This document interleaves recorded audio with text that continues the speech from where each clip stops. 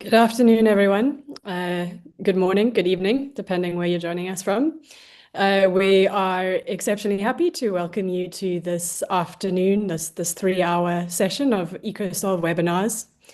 We're going to begin with opening remarks from the Director of the Global Initiative Against Transnational Organized Crime, Mark Shaw. Over to you, Mark. Thank you, Simone. A very warm hello to all of you, and welcome to the 2025 New Frontiers in the Fight Against Environmental and Wildlife Crimes webinar series. And that is under the EcoSolve project, tackling environmental crime through policy, law, and local action, supported by the European Commission. Last year, at around this time, we focused on the infrastructure we were building as part of the project, a new website, a data portal to access our global monitoring system for online wildlife trafficking, our dialogues with frontline communities, and the broader system or sets of systems that underpins the EcoSolve project. And that phase was very much about creating a foundation, a means to collect, to connect, to share data on illicit environmental trade in a way that was genuinely global and usable. And since then, the system has grown considerably, and the global monitoring system now operates in 11 countries, and it provides, I think, a unique comparative view of online trade and marketing in illicit wildlife and other environmental commodities. And it offers an evidence base that cuts across regions, revealing patterns that no single actor, I think, could see alone. This year, our emphasis shifts, and the focus of these webinars is not so much on the tools themselves, but on how we as a community can use expertise and data in tandem with strategy, advocacy, and good policy, and specifically to support more ambitious forms of international cooperation on environmental crime. Each session this afternoon will take a slightly different angle on this theme. The first explores the trafficking of plastic waste, and that's a trade that sits uneasily, if you like, between legality and criminality, and one that exposes a convergence of environmental degradation, public health risks, and corruption. And it's also a lens through which to examine the recent collapse of negotiations towards a global plastics treaty, and what that impasse might tell us about the space currently available in global frameworks for achieving any progress. The second session looks directly at developments here in Vienna, where I am sitting at the moment, and that's the question of how the international community should organize itself to confront environmental crime, which is being debated here in the UN system. And we will hear from those really at the center of the process that's underway, including the chairs of the intergovernmental expert groups and others who have followed the discussions closely and, of course, have strong views on them. And among the issues on the table, and of course, a very live issue here in the Vienna environment, is whether an additional protocol to the UN Convention against transnational organized crime is needed or is feasible. The final panel turns to the climate COP in Brazil later this year, and it draws on our own work with indigenous and other communities in the Amazon. And these are people who face daily the intersection of environmental crime and organized crime. And their perspectives remind us that criminal economies are not an external factor in the climate crisis. They are embedded within it. And I was recently in the region listening to people who we support, and to say the challenge is real is very apparent, I must emphasize. The session will ask what a climate negotiation that genuinely recognizes this might look like. Now, across all three sessions, the guiding question remains how policy, law, and local action can be brought into alignment, not as separate documents, but as interlocking forces in the fight against organized crime. To say again, we are very pleased to be continuing this work with the support of the European Union's foreign policy instruments, whose backing, I think, has allowed us to develop new tools and new ways to test the implications in the policy sphere. To conclude, a very big thank you to our own team who have been organizing these sessions, to the panelists who you will hear from today, and of course to you listening in as part of a wider community attempting to understand and make a difference in this crucial sector. Simone, thank you very much. I hand back to you. Thank you very much, Mark, for those words. Without further ado, I'm going to take us into the first panel for today. We've got a lot to cover. In a plastic problem, the illegal trade in waste. As many joining this webinar may know, in March 2022, UN member states agreed to develop a legally binding treaty to end plastic pollution across its full life cycle. But the process has been fraught. The last round of negotiations in Geneva, where I am, ended without a deal, underscoring deep divisions about how the problem should be understood and who should bear responsibility for it. So today's discussion will look at one of the most troubling aspects of this global system, the global system of plastic waste trade, the misuse of recycling frameworks that allow it to persist. And it will allow us to hear about the research realities and regulatory gaps that sustain the trade and what might be done to close them. I'm joined by three excellent speakers who bring different perspectives on this issue. We have Lauren Young, an analyst at the Global Initiative, who is working on EcoSolve and leading research into waste trafficking. Her latest report, which we'll be discussing today, examines how Turkey became the main destination for Europe's plastic waste. We also have Professor Sedat Gundugdu, a marine biologist at Çukurova University in Turkey and a fellow at Sabancı University Istanbul Policy Center. His research focuses on microplastics pollution and waste trade and has influenced both national and international policy. He has published widely and is an active advocate for banning plastic waste trade. Our third and final panelist today will be Christopher Hudak, who is the Senior Policy Advisor at the Basel Action Network, a public interest environmental attorney. He has extensive experience representing nonprofits in complex environmental litigation and is a graduate of Yale, Berkeley Law, and the Yale School of Environment. Each panelist is going to speak to us for around 8 to 10 minutes, and I will be interrupting them. Fair warning if we approach that border. And after that, I'll open the floor for a short round of questions before we take, hopefully, comments and questions from the audience. Lauren, you're first up, so over to you. Thanks, Simon. Hi, everyone. Hopefully, there are going to be some slides shared shortly. So give them a second. Yep, there they are. Perfect. So I'm going to largely focus my opening remarks today on findings from our recent policy brief. This was published just before the 6th round of negotiations on the Plastics Waste Treaty, which someone mentioned. And it looks at European plastic waste exports destined for Turkey. Next slide, please. So since 2018, Turkey has become the primary destination for European plastic waste exports. So in 2023 alone, Turkey, an OECD country, imported over 600 million kilograms of plastic waste, and this was valued at over $200 million US. And this shift is driven by two major factors. So the first being the stricter import rules that have been introduced in Asia, meaning they no longer receive the volumes of imports that they used to. And then secondly, essentially Europe's ongoing failure to manage its own recycling shortfalls. So there's huge volumes of plastic waste being generated in Europe, but there are limited recycling facilities. For example, the combined recycling capacity of the facilities in the EU and the UK is less than half of the annual plastic waste produced. So this just drives exports abroad.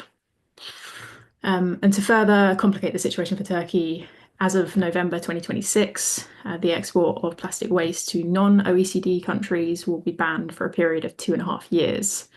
And in response, the proportion of plastic waste sent to non-OECD countries has already dropped sharply. So unfortunately, the challenges faced by Turkey, which we're going to be discussing today, are also likely to potentially get worse. Next slide, please. So this slide just gives you an idea of the volumes and the monetary value of these exports. So it shows the top 5 European exporters of plastic waste to Turkey in 2023, with the UK being the top exporter, followed by Germany, Belgium, the Netherlands, and Italy. Next slide, please.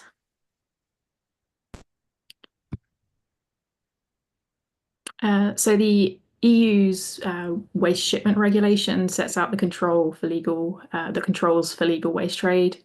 So in the case of plastic, when plastic is exported to OECD countries for recovery, it's subject to the same rules as intra-EU shipments. So on paper, hazardous waste and hard to recycle non-hazardous plastic waste require prior written notification and consent from the importing entity.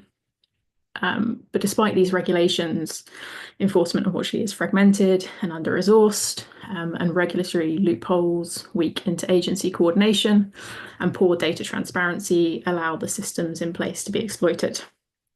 So this essentially means that plastic waste is frequently contaminated or misclassified, and means that there is little to no private sector accountability. And ultimately, this sees both the environmental and the financial burden of the disposal of plastic waste being shifted onto Turkish facilities, which frequently do not have the infrastructure to deal with the waste. Go to the next slide, please. So this slide just gives you an idea of the routes plastic waste is taking.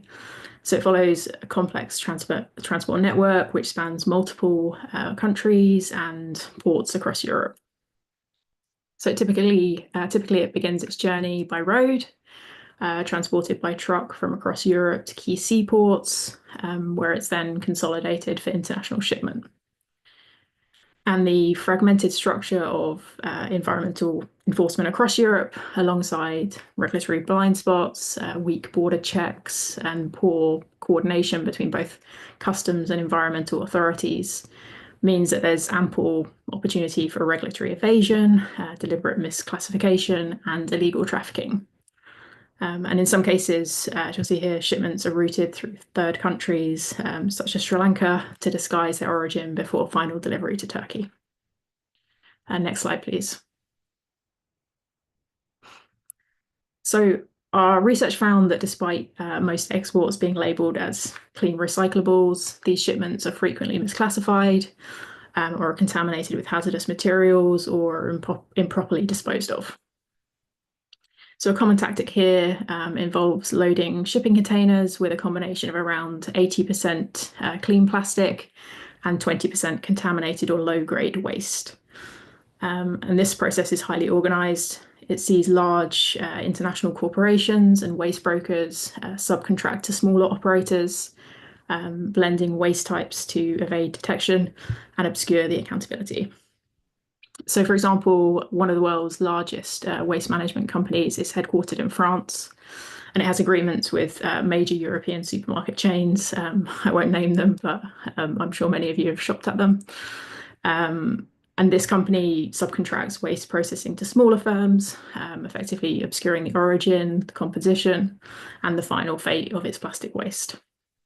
And there's many other examples as well, but many of these waste management companies have already been called into question owing to their inaccuracy of their waste classification, and also their lack of transparency in tracking shipments as well. So essentially, these corporations are operating within legal frameworks while simultaneously exploiting loopholes to offload environmental and financial burdens. It's unfortunately a convenient sort of legal grey zone. Firms can claim compliance while profiting from practices that directly contribute to pollution, unsafe labour conditions, and obviously environmental harm in the importing countries as well. Next slide, please.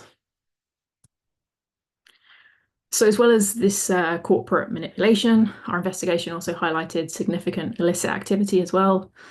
So given the volumes and the money involved, the plastic waste trade is a lucrative avenue for organised crime groups and also corrupt officials and fraudulent businesses. So this involves opaque networks, so including shell companies and networks of family-run enterprises. Brokers also frequently use fake or dormant companies to process illicit shipments, with some importers actually outwardly specializing in handling misdeclared or contaminated waste. But organised crime groups are also exploiting national recycling incentive schemes as well. So one example is the UK's PRN system. And here they engage in what's called carousel fraud. So this involves exporting and then re-importing the same waste to maximise the profit from a single shipment. And of course, documentation fraud is also a reoccurring issue. So this involves the falsification of shipment codes, of weight records and audit trails, with the same actors sort of appearing in multiple suspect transactions. Staged site visits are also a common tactic. So when investigators or journalists visit recycling sites as part of due diligence or to uncover illicit activity, facilities are sort of temporarily shut down or replaced with sanitized operations to hide the environmental and regulatory evasion. And finally, of course, bribery and corruption among officials often facilitates contaminated or inaccurately declared plastic waste entering a country as well. Next slide, please. Now, I'm not going to go into too much detail here because I know Sedat is going to give you a much better or more insight into the situation on the ground in Turkey. So just briefly, once in Turkey, the clean plastics are separated, while the contaminated fraction is often burned, dumped, or processed under hazardous conditions. During our investigation, we also found evidence of brokers using informal digital channels such as Facebook, WhatsApp, and industry-specific marketplaces to connect with exporters. So these brokers are buying shipments without verifying the contents, extracting any resale value from the recyclable portions, and then dumping or burning the rest. And we also use satellite imagery to identify major hotspots of both illegal waste stockpiles and also open-air burning. So as just one example, our analysis showed that 4 of the UK's top 8 importers in Turkey operate within a 1 square kilometre area in Adana. And using satellite and Google imagery, just like the image you can see on the slide, we were able to reveal mismanaged waste storage at the facilities and also strong evidence of illegal operations. And obviously you can, if you want to read more about it, you can read our report. Next slide, please. So yeah, I'll stop there and hand back to Simone. But thank you for listening and looking forward to the questions and discussion later. Perfect timekeeping, Lauren. Thank you. And thank you for those insights. Sedat, the floor is yours.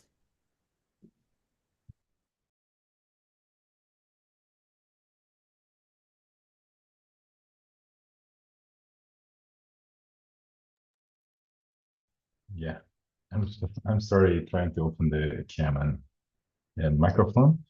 So let me share my presentation. So thanks, Lauren. You give great picture of what's going on in this waste trade in terms of Turkish context. I think the presentation is now in presentation form, right? We see it perfectly. Thanks, Sedat. Yeah. Okay. So I will give more details about what's going on the imported waste coming from UK and the European Union and other countries. So this I would like to show a very short video to you without voice. You see, this is Adana, the city. So this happened last month. This smoke comes from UK imported plastic waste accumulation storage. So I will show you how it looks like before fire by using satellites. You see here. So approximately like 50,000 tons of plastic waste accumulated here. They burn all of this waste. So we have some ground photos and other detailed videos clearly show that there are not only used packets, also unused and expired packets export to Turkey under guise of recycling. So plastic waste trade is not a business trade or like a commodity exchange between countries. This is definitely waste colonialism and feeds ecocide and environmental crimes. So I would like to show you why we call this trade as waste colonialism. This is Izzettin. Izzettin is one of my field contact that show and send the details of illegal dumping in Adana. So this is a scan from Toxic Tour webpage. You can scan this QR code and to go details of this project to understand what's going on in that area. So this is one of the old dumping grounds, so covered with soil, and now currently farming activities ongoing on this contaminated land. So Izzettin, during my field trip, told me the brief description of plastic waste trade. So we send them vitamins and they send us toxic waste. This is the nature of waste colonialism.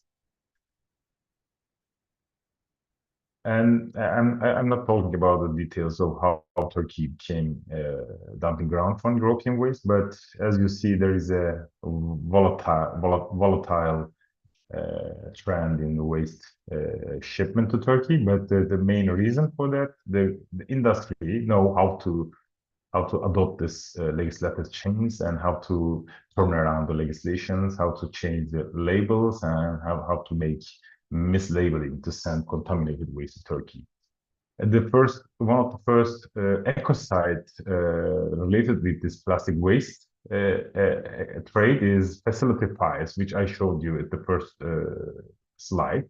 So is widespread common practices, how they dispose imported plastic waste in entire countries around the country. So you can see those fires in every cities in Turkey, almost all of the cities in Turkey, and also every 2 days we see one big facility fires, almost same as I showed in the slide 1. And the second one is land contamination because of the imported waste. You can check this. You can scan the QR codes to have the report that we write based on the field analysis. All this toxic waste contaminates land with hundreds and thousands times higher than allowed limits. So polycyclic aromatic hydrocarbons, POPs, persistent organic pollutants, dioxin, and furans, and other chemicals. And this is also another footprint is microplastic, because all these facilities generates billions of microplastics. We are currently working on that and how microplastic contaminates with freshwater environment because of this plastic waste trade.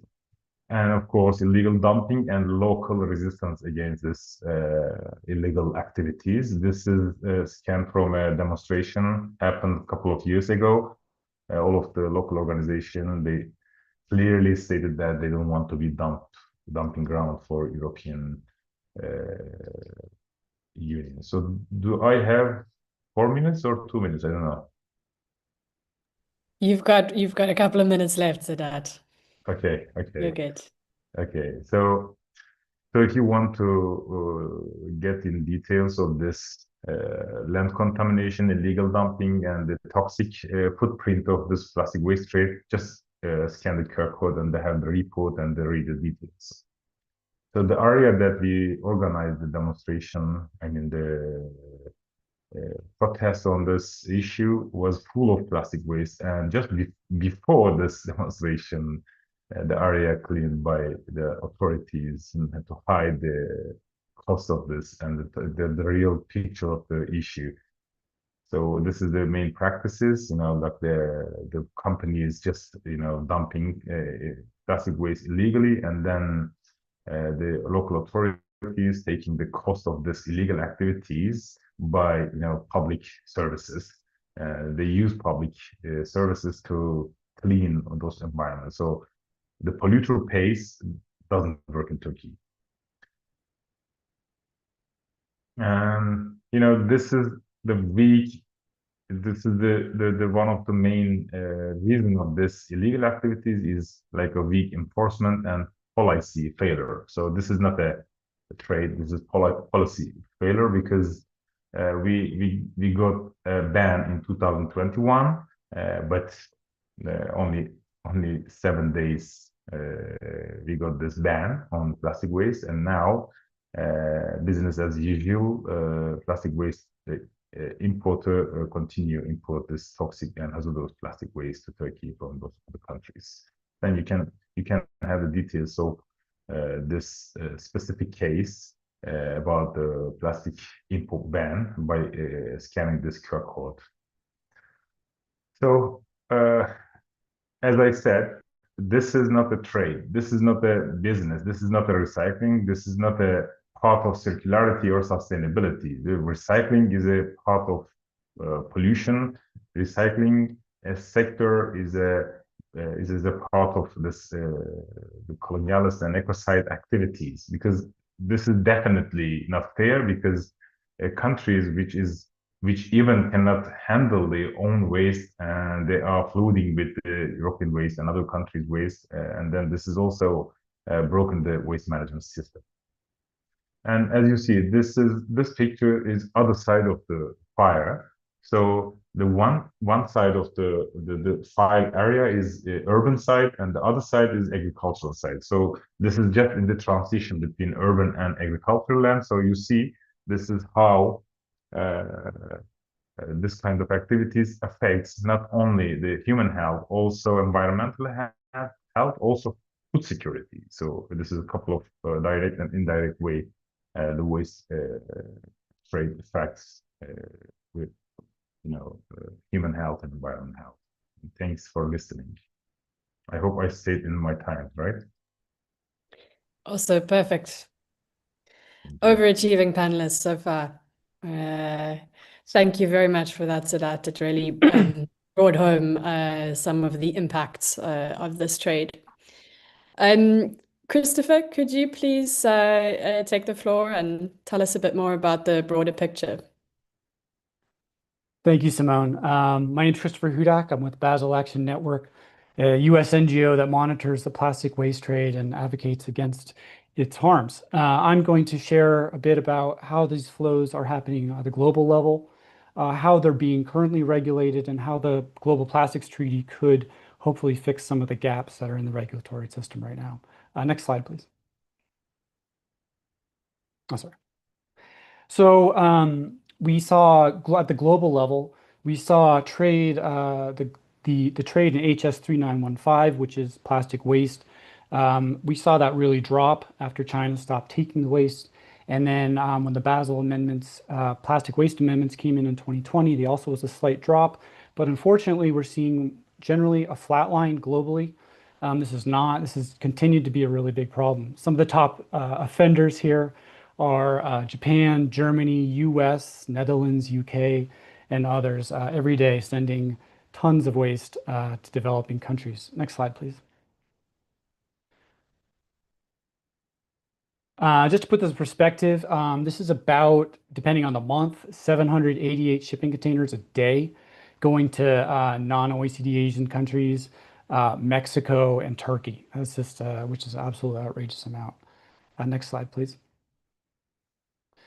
Where this is going, mostly Southeast Asia, Turkey, Mexico. Number one is Malaysia, importing huge amounts of plastic waste. Then we have Turkey, Vietnam, Indonesia, and then Mexico. Next slide, please. So at a global level, we've seen trade flows drop about 12% over the last 5 years. But there's been an increase from OECD countries to non-OECD, Turkey and Mexico. For example, exports to Turkey since 2019 are up about 21%, to Indonesia up about 24%, and to Latin America up about 11%. Next slide, please. Japan is just flooding its neighbors, which is increasing since 2022, sending to Vietnam, Malaysia, Indonesia, the Philippines. And the EU really dropped after 2020 to 2021, but unfortunately is climbing back up to those levels, 2020 levels, if not higher. Next slide, please.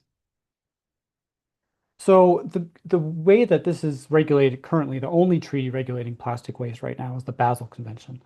And the Basel Convention regulates the transboundary movement of waste, of many wastes, but plastic is just one of them. Next slide, please. Oh, can you keep clicking through the, sorry, all the way through, sorry. Yeah, thank you. I didn't realize that was happening. Okay, so the amendments, plastic waste amendments came into force in 2021. And this brought 3 categories of plastic waste under its control. One was hazardous plastic waste, non-hazardous plastic waste, which has been really problematic because it's been abused, that category, and then contaminated and mixed plastic waste. And they're typically referred to by those numbers next to them. Can you clicking through, sorry, there's control mechanisms. Well, there should be some, sorry, it's not showing up there, but the key way that the Basel Convention operates, sorry, last slide, thanks. The key way that it controls this is through prior informed consent, which Lauren mentioned. This is a procedure where the transit countries and importing countries get to sign off on whether they allow this import or not, and they can refuse. They have a right of refusal, so they can say no, we don't want this. There's also two key bans here. One is the Basel Ban Amendment, which prohibits hazardous waste moving from a developed to a developing country, OECD country, and that comes into play with the A1320 plastic waste category.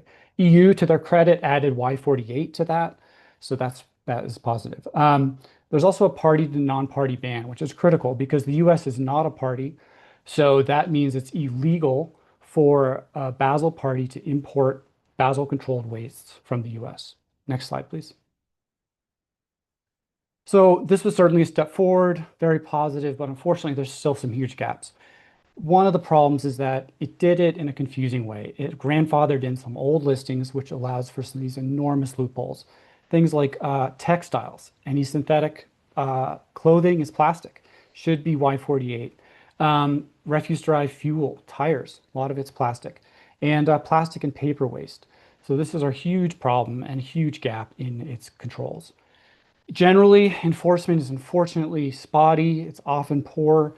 It's driven by at the country level.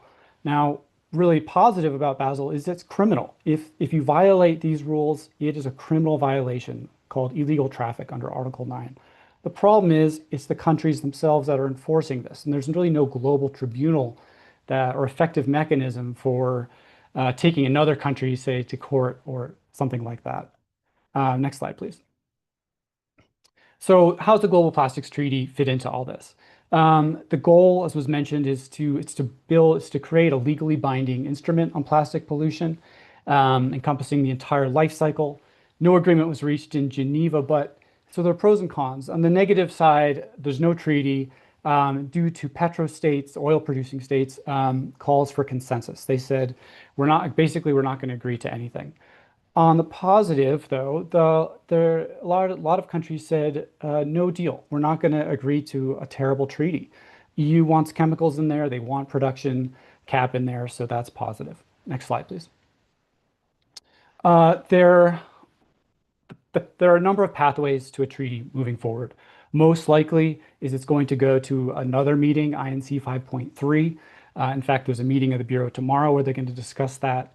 And we believe this is really the best option as long as they fix the consensus issue. And they could do that through voting or through some sort of rules of procedure change. There are a few other options. One, they could go back to UNEA and get a different mandate.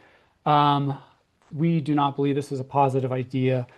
We like the mandate. It's pretty strong as it is. Another idea is just going outside the UN system altogether, similar to how the landmine treaty with the Ottawa process happened. Finally, it could technically be a protocol under the Basel Convention, politically challenging, but Basel does have voting, which could break the impasse. Next slide, please. The treaty could fix some huge gaps. Number one is it could just cut the upstream production. Plastic is set to triple by 2060. We just can't handle this much plastic waste. So that could address it from the beginning. It could also really phase out the most harmful chemicals and products, and it could work closely with Basel to really control this waste. Next slide, please. So it's my final slide, and I'm going to share about what the plastic treaty provisions are that have been talked about and what we recommend should be there. There are currently 4 drafts roughly in play, 3 from the recent meeting that were not agreed on, and technically the only one currently in play is one from the last INC, which was in December of 2024. That last one had an interesting provision. It had a ban on trade from developed to developing countries, which is certainly very positive and something that we, in an ideal world, would love. But realistically, at Basel, that's very politically challenging because it would require either all plastic waste be considered hazardous waste, or it would require some sort of core text change instead of an annex change. So basically, it's just very challenging to do that. What the INC 5.2, the other texts that came afterward were very weak, and the 2 chairs texts were non-binding and really didn't address plastic waste at all. What we recommend is that a more politically viable option, and this was taken up by a number of developing countries at INC 5.2, is to do prior informed consent for all plastic waste and ensure that all recycling has strict environmentally sound management, ESM. This would be a simpler method, and it would make sure that at least all plastic waste goes through this procedures, is transparent, and this was in play until the end of INC 5.2, so we expect this to be taken up at the next meeting. Next slide. That's it for me. Thank you very much, and I'll hand it back to Simone. Thanks very much, Christopher, and all the panelists. My major reflection looking at the presentations is that we talk about a lot of different environmental commodity flows at GI, and we're almost always looking at source countries, which were in the slides, but not as source countries, as destination countries. And the source countries for this issue are all developed countries, often countries which are often pushing for stronger measures against environmental crimes in other parts of the world. And it's a real inversion of the typical direction of flows, though not, unfortunately, an inversion of who is bearing the biggest impacts. I have a few questions that I'd like to ask the panel. Lauren, I'd like to go back to this issue of the plastic waste trade as, or the illegal plastic waste trade as a criminalized trade. And the main driver of criminal activity is illicit profit. Could you explain to us, how do people make illicit profits? I mean, shoddy waste is something that no one wants. So why are people paying for it? Absolutely, yeah. I mean, I'm glad you asked that question, Simone, because it was a question that kind of perplexed me when I first kind of started working on this topic as well. Like, why would anyone desire, waste from these countries? But yeah, as you mentioned, it does come down to the money.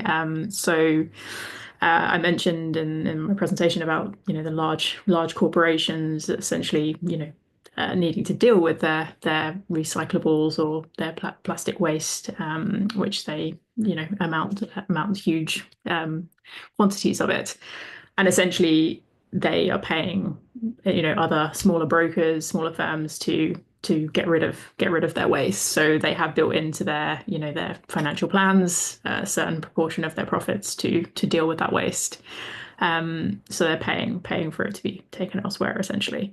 But there's other avenues down the sort of waste chain as well, because it sort of changes hands through multiple firms, whether it's one's working more within kind of the legal system or working more in the illicit activity, taking the large quantity of waste, they can sell off the sort of recyclable portions, but then they're sort of illegally disposing of the stuff that's not considered clean recyclables, which is where kind of the profit comes in there. Essentially, it's about it changing hands down the value chain, and it speaks a little bit to that kind of inversion you were talking about earlier, that it's actually the profits sort of working down to the destination country rather than the other way around. So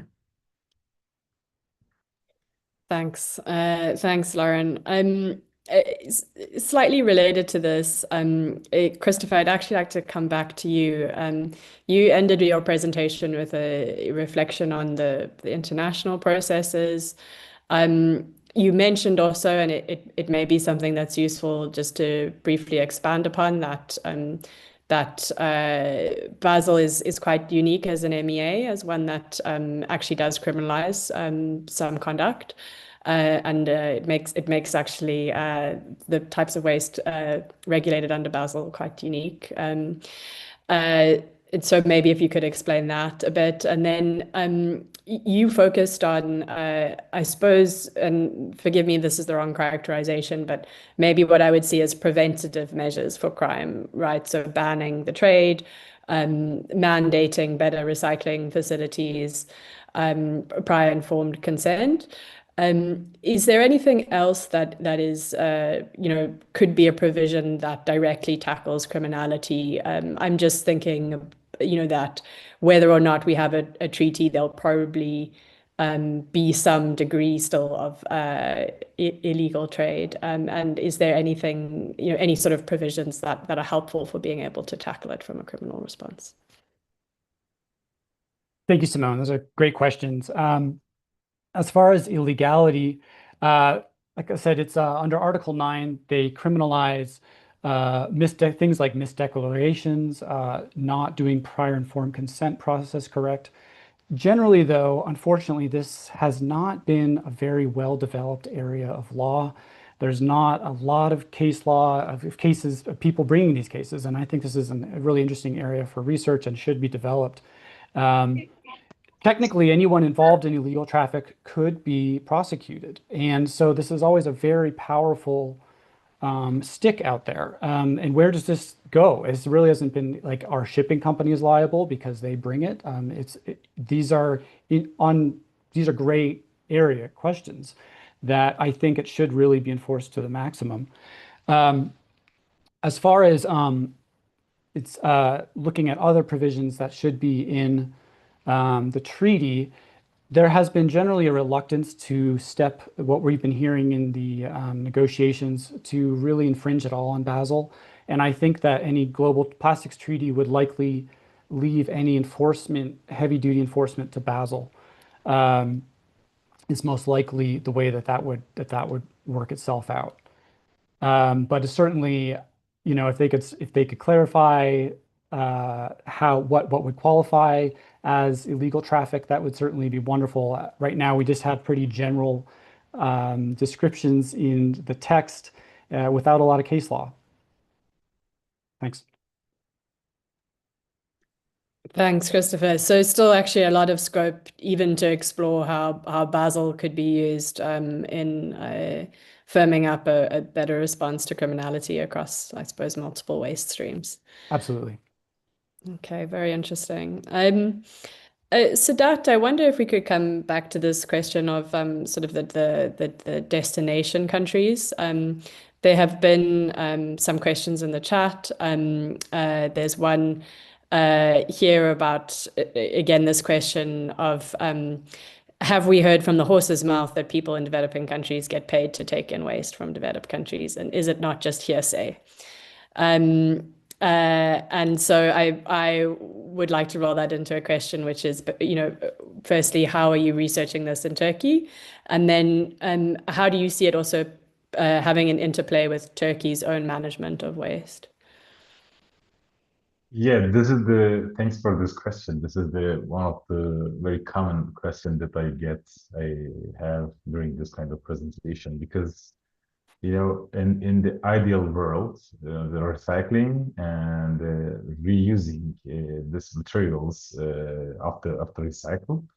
So it sounds like something good, but this is in ideal world. In the real world, it doesn't work like that, because just think about that. The cost of recycling 1 ton of plastics in source country, let's say $1,000. But when you send this to countries which don't even have capacity to handle its own waste to very less amount, like a $200 or something like that.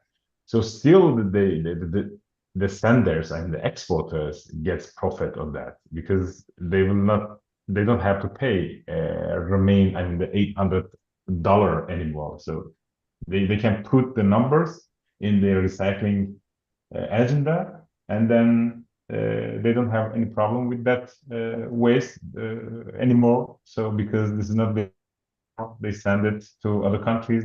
We call it waste distance. So they increase the distance between the consumer and this disposal site of plastic waste.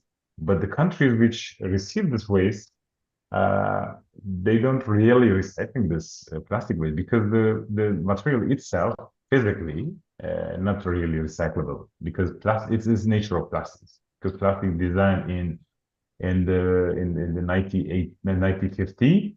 So we still use same design of plastics, because plastic is a design failure. So it's not designed to be recycled. So we still use very old techniques to produce plastic, and then technically it's not recyclable. So when you put inside the recycling loop this plastics, so you will lose a certain percentage of the material during the process. So you have to deal with this process waste. What happens, this process waste in the destination country, they're like dumping in the environment. So that's why we see this microplastics in freshwater sources or in the soil as illegally dumped.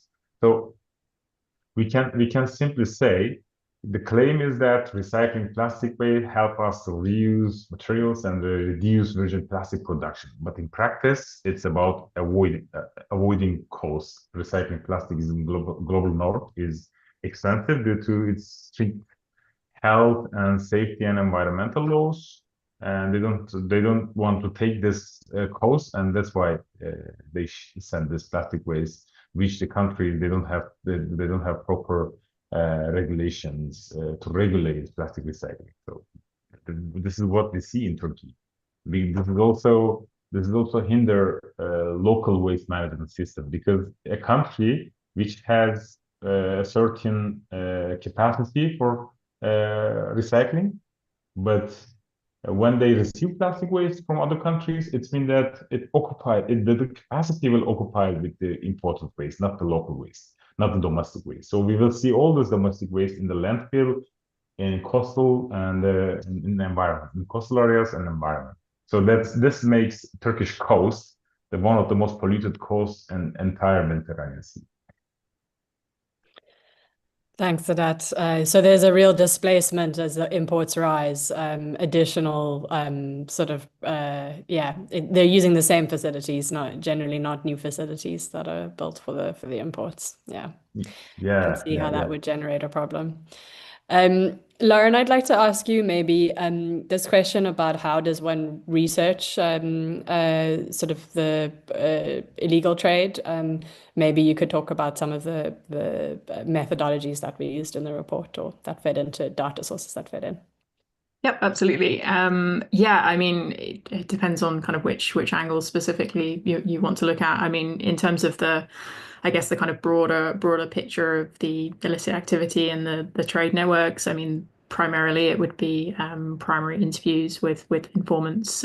So we would reach out. I mean, some of it would be other NGOs kind of working in the space who have been researching this kind of waste trafficking in various forms for a lot longer than we have, in fact, sort of drawing on their advice and kind of using like a snowball sort of sampling method of then reaching out to other research kind of respondents and interviewees to kind of get a bigger picture of, you know, all aspects, everything from the trade flows, the kind of organizations, the kind of individuals involved, the corporations involved, specific. I mean, actually, in the research that we did actually identify specific companies, corporations that we passed on to our sort of law enforcement counterparts as well.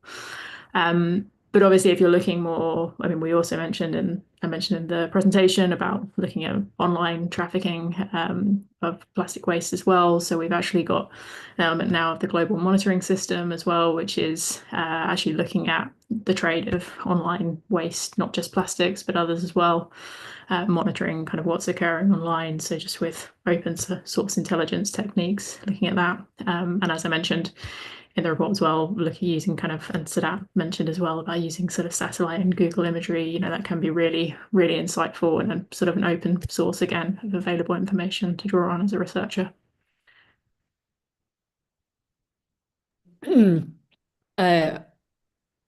I'm gonna just invite the audience. Please, people have already been using the Q&A function. If you would like to answer a question, please just signal to us and we'll be able to take inputs from the floor. There has already been an interesting question. Perhaps we could just briefly talk about it here around carousel fraud. This is a scam that comes up a lot in researching illicit flows, and it's quite an interesting one. It's at play in a number of different environmental commodity flows, and I wonder if one of our panelists could just explain what it is and how it's being used in the plastic waste trade. Sadat, I saw you tackled the question in the chat. If you could explain carousel fraud. Yeah, this is a very interesting thing that I learned very, like a couple of months ago by looking some, how they gain profits with this trade. So this is not only about tax, this is also about the subsidies and also, getting money from using some other labels, putting on the waste, like a second-hand trades, because this is kind of reducing using new kind of material if you use the second-hand thing. This is the one thing. The second thing is subsidies and tax exemptions. So subsidies in Turkey, the government pays this kind of companies which they import plastic waste and then produce virgin material, but not from all of the imported, but even they produce 1 kilogram from 1 tons of waste. This is still something for them. They can get subsidies because of this production of this sustainable new material. So this is another kind of getting money. This is legal but illegal. The nature is illegal, but on the paper it's legal. So another thing is tax exemptions and land support, because the government gives some exemption for these companies to establish their facilities. They don't have to pay for that. It's kind of government as that's for recycling facilities. Reserve some areas for them to use for the sustainable business. So this is another kind of a green growth incentive. Yeah, that's right.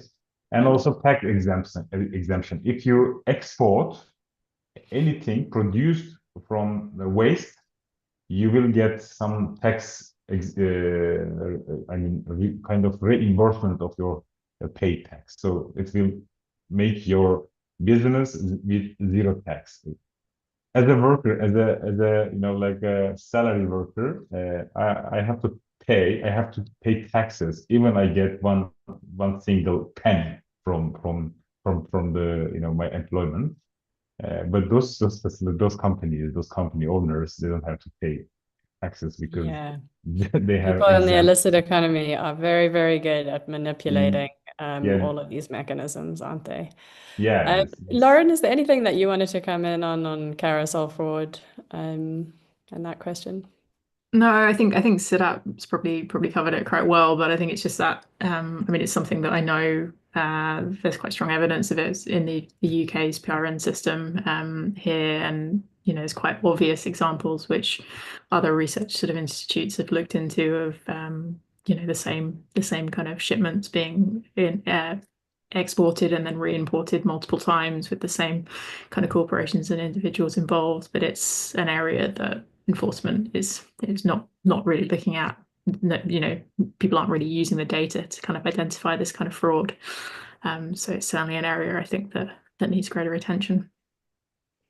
Okay, great. I'd like to just give the panelists an opportunity to give us their final views on what they would like to see over the next few months. Obviously, we've been talking about international treaties, so it could go in that direction. If you want to focus it more at national level actions or other partners in the response to plastic trade. But please just give us your hopes and dreams for tackling the plastic waste trade over the next few months. Christopher, let's start with you.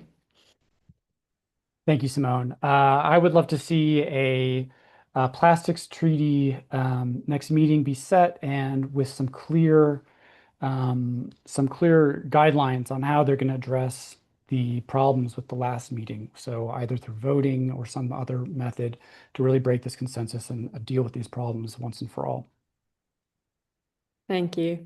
Sadat? Well, the signals is not really optimistic for me, but still we're waiting for the new kind of enforcement on the strict global circulation of plastic waste, because there is no public benefit on that, and also I think that I can say the big plastic producer, they don't get money from this business. So maybe this could be a benefit in this, in this negotiation currently happening, but we'll continue in the next maybe end of this year. So we hope that they will understand that there is no benefits for this plastic waste trade for any parties, only criminals. Thanks, Sadat. Lauren, final words? I think the other two have covered it pretty well. I mean, I think to echo Christopher's points, I think a plan forward with the next round of treaty negotiations, and I think also just a general lack of let's not lose momentum and hope for it, that we can keep pushing for it and hopefully get there. And I think probably on a more sort of enforcement on the ground kind of level, just I think greater cooperation between kind of enforcement agencies in exporting and importing countries, greater international cooperation to actually identify the sort of more criminal activity, I think would be really important as well. Okay. Well, thank you, you three. It's been a very illuminating hour. I'm sure people have learned lots about the waste trade that they hadn't thought about before, if they didn't find it depressing enough already. So thank you, but also for pointing us in some promising directions. I would also like to thank the audience for your questions and engagement. We are now going to move to the second panel of the day. And I'm going to hand over to Juliana to please take over. Hi all, good morning, good afternoon for some of you, boa tarde, buenas tardes, masal khair, bon après-midi. I'm honored and happy to have been invited by EcoSoap to moderate the second panel of today's webinar on an issue that, for those who know me, know it's very close to my heart, a new protocol to the GI-TOC on crimes that affect the environment. So I'm Juliana Ferreira. I hold a master's and a PhD in genetics. I'm part of the steering group of the Global Initiative to End Wildlife Crime. I'm the executive director of the Freeland Office for South America, and I lead our anti-wildlife trafficking projects for the region. I have been working on counter-wildlife trafficking for almost 20 years now. And for me, the need for a new protocol under the UNTOC is urgent to deal with the current gaps and weaknesses in the legal international framework. First, if a crime is included in a protocol, it automatically triggers the UNTOC's tools for cross-border cooperation without the need to change the national wildlife crime legislations. But most importantly, it could, for example, oblige states to criminalize the import of any wildlife or wildlife products that is taken contrary to the national laws of the source country, closing which for me is the biggest current gap in the international framework, which are the non-CITES listed species. Therefore, I have been very happy to see how much progress this idea has had in various multilateral fora, through the CCPCJ, the UNTOC Conference, the UN General Assembly, and now, thanks to the effort of key advocates and key member states, among which my own country, Brazil, we are closer than ever. As the UNTOC Conference of Parties in October, at the UNTOC Conference of Parties in October 2024, a resolution was passed by consensus, which set up a new intergovernmental expert group to assess the legislative gaps in addressing crimes that affect the environment and to consider new responses, including a potential new protocol. Despite the fact that the expert group has not yet completed its work, they are still ongoing, its first meeting earlier this year discussed the gaps in the current approach. And when it meets next year, we do hope clear recommendations will be agreed. So I'm very happy that today's panel will feature a range of key individuals who have been working towards these efforts in various ways. John Scanlon has been leading the global initiative to end wildlife crime and has long spearheaded advocacy and diplomatic efforts towards a new protocol. Dia Belhabib is an award-winning investigator and trainer, leading efforts to better understand and combat environmental crimes, including when they are linked to other types of organized crime. Ian Tennant leads EcoSolve's efforts to build momentum for action in the multilateral system. And Carlos Sanchez, this is my time, Carlos Sanchez is the chair of the expert group and has been a dedicated advocate for enhanced action at the UN through his role at the Peruvian Permanent Vision at the UN, to the UN in Vienna. So without further ado, I will invite the first panelist, my mentor, colleague, and friend, John Scanlon, chair of the Global Initiative to End Wildlife Crime and former Secretary General of CITES, to reflect on the advances of more than a decade of efforts to promote a new protocol under the UNTOC. John, the floor is yours. Wonderful. Thank you very much, Juliana, for that warm welcome, and thanks for everything you're doing in this space as well. And a big thanks to GI-TOC for this wonderful background that I've suddenly discovered I'm sitting in front of. Now, we're all focused on advancing the resolution on crimes that affect the environment as adopted at the UNTOC COP12 and the ongoing work of the Intergovernmental Expert Group, which is so ably chaired by Peru. Now, this is a groundbreaking resolution, and it's opened up a discussion we've never seen take place before at the intergovernmental level. However, as you just indicated, Juliana, this resolution did not come out of nowhere. It's the result of many years of hard work by states and civil society in building up momentum within the UN, various multilateral environmental agreements, and other intergovernmental entities. Now, as we engage in this process, it's instructive to briefly reflect upon some aspects of this rich intergovernmental history. Now, it's an issue I've been closely associated with over the past 15 years or more, both within and outside of the UN. And today I'll very briefly address the evolution of resolutions and decisions, our growing knowledge base, and I'll touch upon a few initiatives that have contributed towards this momentum. I'm then going to move on to explore what a new protocol or protocols could look like, and a couple of issues that have been raised with me during this process, and I'll try and do that all in 13 minutes. Now, firstly, turning to resolutions and decisions, we can trace references to crimes that affect the environment, especially wildlife trafficking, including timber trafficking, back 3 decades or more. But it's over the past 10 to 15 years that we've seen an acceleration in the attention that's been given to these issues. Now, if we go back 15 years, we were experiencing a surge in wildlife trafficking.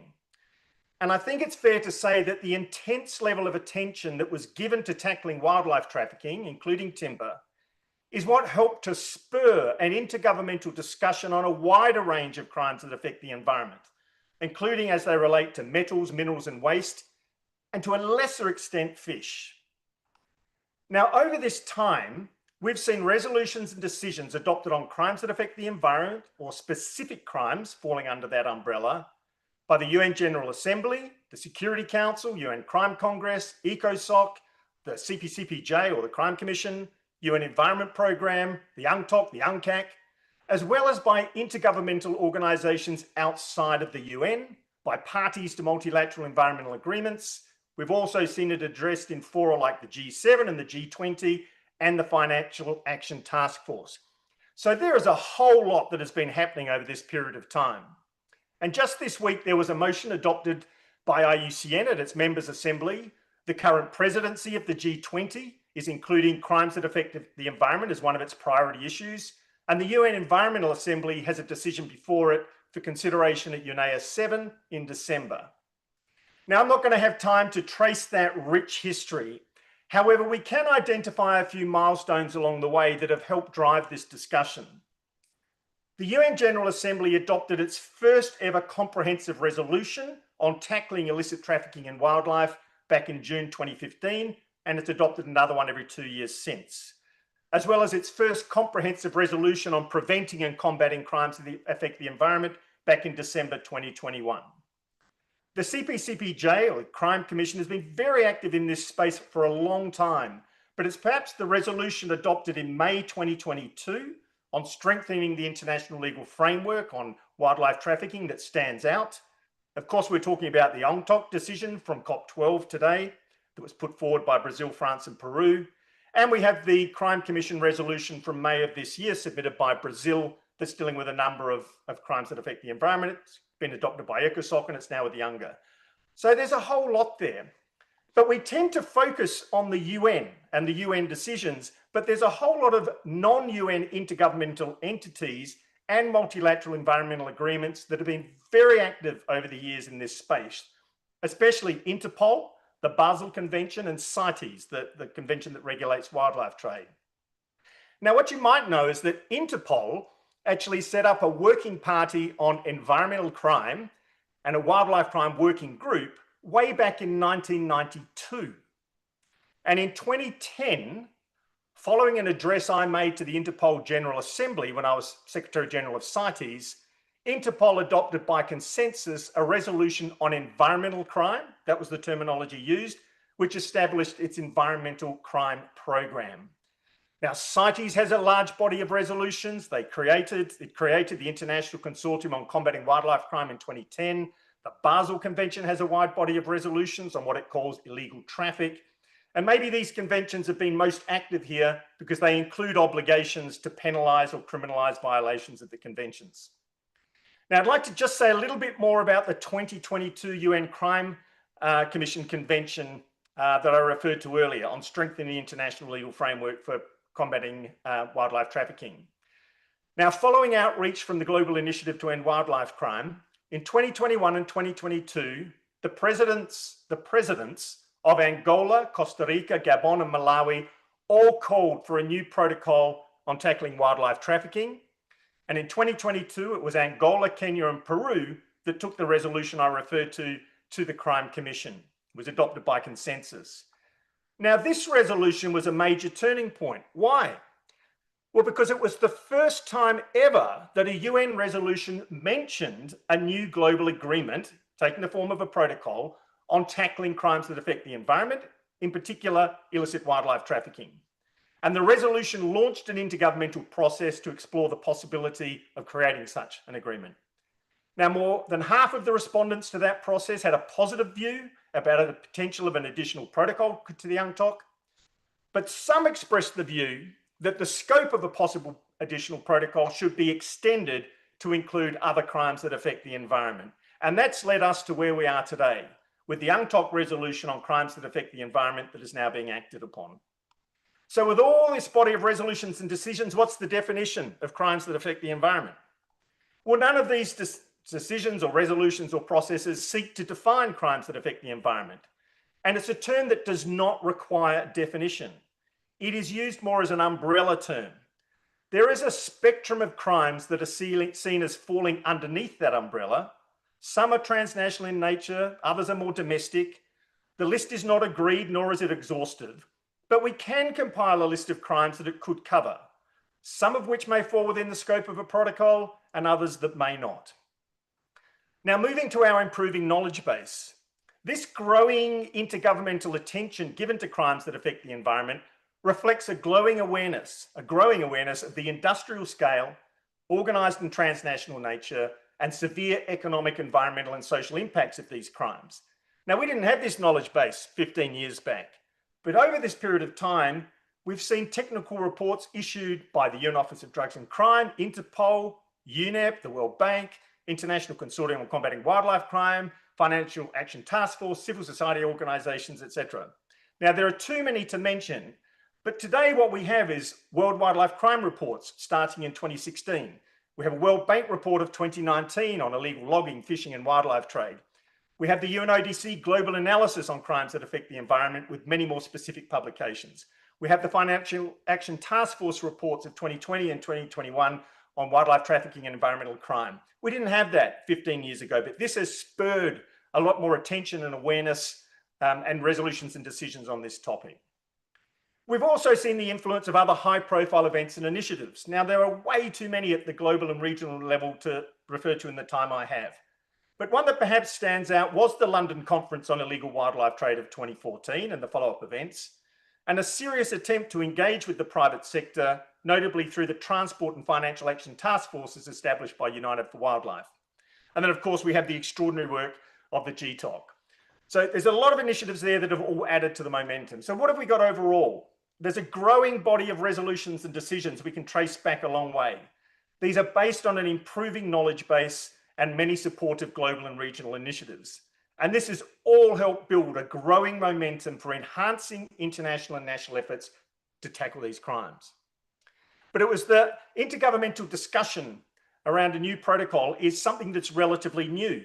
It only got stimulated in 2022, as I mentioned, and then in 2024. And this interest in a possible protocol, at least in part, has been triggered by efforts of the Global Initiative to End Wildlife Crime, which engaged directly with many states from 2020, including those mentioned earlier, on the gaps in the international legal framework and the importance of filling those gaps. Now, when it was launched, it got some lukewarm reception, but things have changed significantly over the past 5 years. We've seen states now pick up on these issues, and states are leading really invigorating intergovernmental dialogue on how to move forward. What about the content of a protocol? Now, the debate on the possibility, feasibility, and merits of an additional protocol or protocols is far from over. But what we are seeing is a lot more attention turning to the possible form and content of a protocol and whether one needs one protocol or more. Now, in that regard, there are many sources we can draw from. The UNCTOC, the UNCAC, the protocols to the UNCTOC. We can look at national legislation in many countries, UNODC guidelines, but also what's really interesting is the recent EU directive and Council of Europe Convention on the protection of the environment through criminal law. Now, these are valuable. One has to exercise some caution about drawing on this language too much because it's a negotiating process that was not universal. It involved around 50 states of the world's 193 states, and these instruments relate to domestic crimes with local impacts as well as crimes that are transnational and organised. However, what is very interesting from these agreements is that they look at a broad suite of environmental crimes, but they don't seek to define environmental crime or crimes that affect the environment. Rather, what it does is it looks at a wide range of crimes that can be included within an instrument. Now, they've got some excellent language on damage, penalties, and statistics. And let's just have a little look about what they have done. So what they've done is to say that they've got some generic provisions up top and general obligations, and then they separate out from that certain generic areas such as pollution, products and substances, waste and biodiversity. And then under those subheadings, they look at particular crime types and the conduct that should be criminalised. unlawful pollution, hazardous waste, mining, harvested timber, wild fauna and flora, etc. And it has more general provisions on sanctions and measures, protection of victims, witnesses, whistleblowers, and much more. And it makes provision for a particularly serious offence. Now, what's interesting, this approach that's been taken there is the type of overall approach that one could take to an UNCTOC protocol or protocols. There will be general provisions applicable to all crimes, with more specific provisions on particular crimes and the conduct to be criminalised. Now, this can be done in separate articles, as is in the case with the European Council Treaty, or in separate annexes to a protocol, or in separate protocols. Now, a protocol with general provisions and then annexes including particular crimes might be a way forward. States may always also want to think about whether or not the convention can be amended over time to allow additional annexes to be included. Now, as Juliana said, there is no need to repeat the provisions of the UNCTOC in a protocol. They'll be automatically triggered, as will the review mechanism, as will provisions of the Convention Against Cybercrime. And if fish is covered, it will also address the requirements of the United Nations Convention of the Law of the Sea. I don't have time to go through that, but that's what we could see happen. Now, just a couple of things to close. These are a couple of things that have been raised with me, in particular in the context of G20 negotiations going on at the moment. I'm often asked about the difference between the UNCTOC process and ecocide. Now, UNCTOC is about agreeing on the conduct to be criminalised at the national level through domestic legislation and national enforcement through states' courts. Ecocide at the international level is about amending the Rome Statute, which sets out the most serious offences of global concern, such as genocide, and to include a fifth crime of ecocide under the statute and bring it under the jurisdiction of the International Criminal Court. That is totally separate and distinct from what we're talking about from UNCTOC, and we should bear that in mind that they're separate. Okay, to wrap up, the other issue that I'm raised is the issue of compliance with treaty obligations versus national law enforcement. It's very different. A failure to comply with a treaty by a state is not a criminal offence. It gives rise to compliance measures in accordance with the treaty. Enforcement is a national responsibility under national legislation and national courts that can be guided by a protocol for the reasons we've said earlier. So, colleagues, we have a unique opportunity over the next year or so to make a fundamental change to how we prevent and combat transnational environmental crimes. These opportunities are rare, they don't last forever, and we either seize the moment or it passes. The economic, environmental, and social impacts of crimes that affect the environment are so serious that it demands a scaled-up response, and if we don't make fundamental changes to our global framework now, we will just continue to work around the edges. We're going to do our utmost to continue to support states advance this bold and critically important work. Thanks. Thank you so much, John, for this amazing speech. As usual, I'm going to make a quick transition here to Dia Belhabib, Program Manager of Fisheries and Principal Investigator of IC Fisheries EcoTrust, on the potential to address different forms of environmental crimes, including where they are linked to other forms of transnational organized crime, through a new protocol. Dia, welcome. Thank you so much for your presence. Thank you so much for having me. I want to cling to something that John has said and that was said earlier as well by Simon. There's one particular thing that always comes back whenever I speak at these types of conventions, to a lesser extent fish, where fish is often excluded from environmental crime platforms. And I want to bring about an example that really takes crime that affect the environment into circular mode, environment that affects actually the crime and how that happens.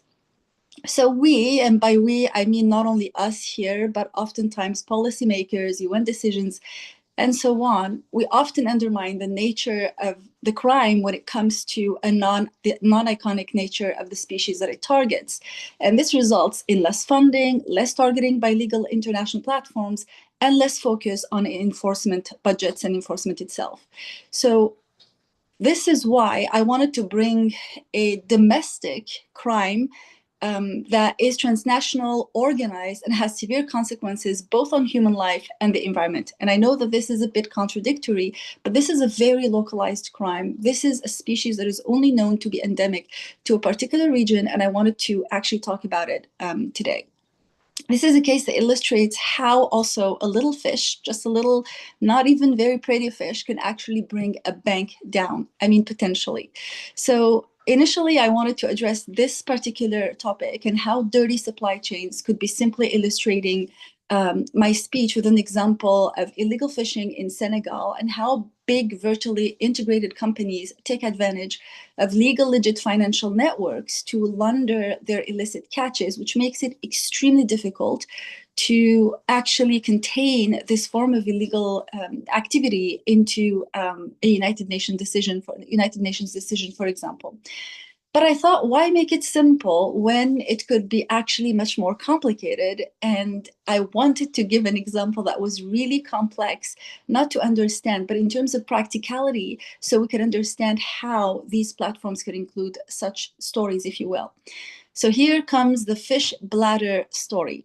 There is a fish species that is called the totoaba, which is a croaker species that is endemic to Mexico's Gulf of California. And yes, it is simply a fish. It is a gray fish looking like a grouper. But these fish bladders are 4 times as pricey as cocaine. There are multiple points that I want to address here.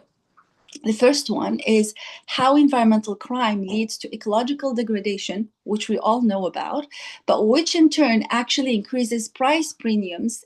And this particular scarcity makes this particular commodity even more luxurious and increases the prices, which is why I said it's more expensive than cocaine, practically speaking. The second point is how does organized crime get not only involved, but also controls the whole supply chain across jurisdictions, and how finally a bank could actually be brought down by simply a fish species, or even worse, an actual fish bladder. So recently, after a trip to Mexico and a close meeting with certain law enforcement agencies, I realized the level of lack of knowledge that existed around this particular fishery. The totoaba is an IUCN critically endangered fish species. It is targeted by CITES, so it's not permissible or allowed to actually export it. It is caught using very localized drift gill nets and by small-scale fishermen, and alongside with it, a bycatch of the iconic species, the vaquita, which has only 8 to 9 individuals remaining in the whole world currently, from I believe 500 individuals in the 1990s. This species is basically extant, in addition to totoaba being critically endangered. So totoaba dried bladders fetch a retail price of about $80,000 to $85,000 a kilogram on the Chinese retail market. And cocaine, in comparison, fetches about, if we compare potatoes to potatoes, it's going to be about $28,000 per kilogram wholesale. And in the past, this very commodity, or the market for this commodity, was informal in a way that fishers would catch it at the demand of particular Chinese brokers. Today, that's no longer the case.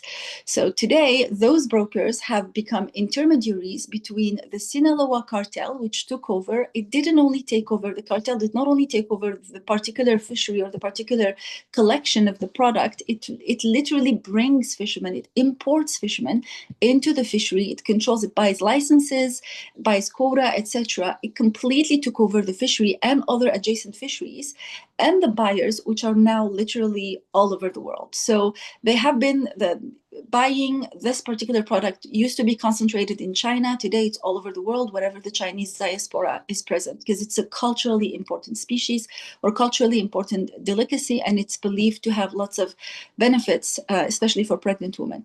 So intercepted shipments range between 17 to 80 kilograms of dried bladders, which is about $6.4 million of retail income that needs to be laundered per shipment.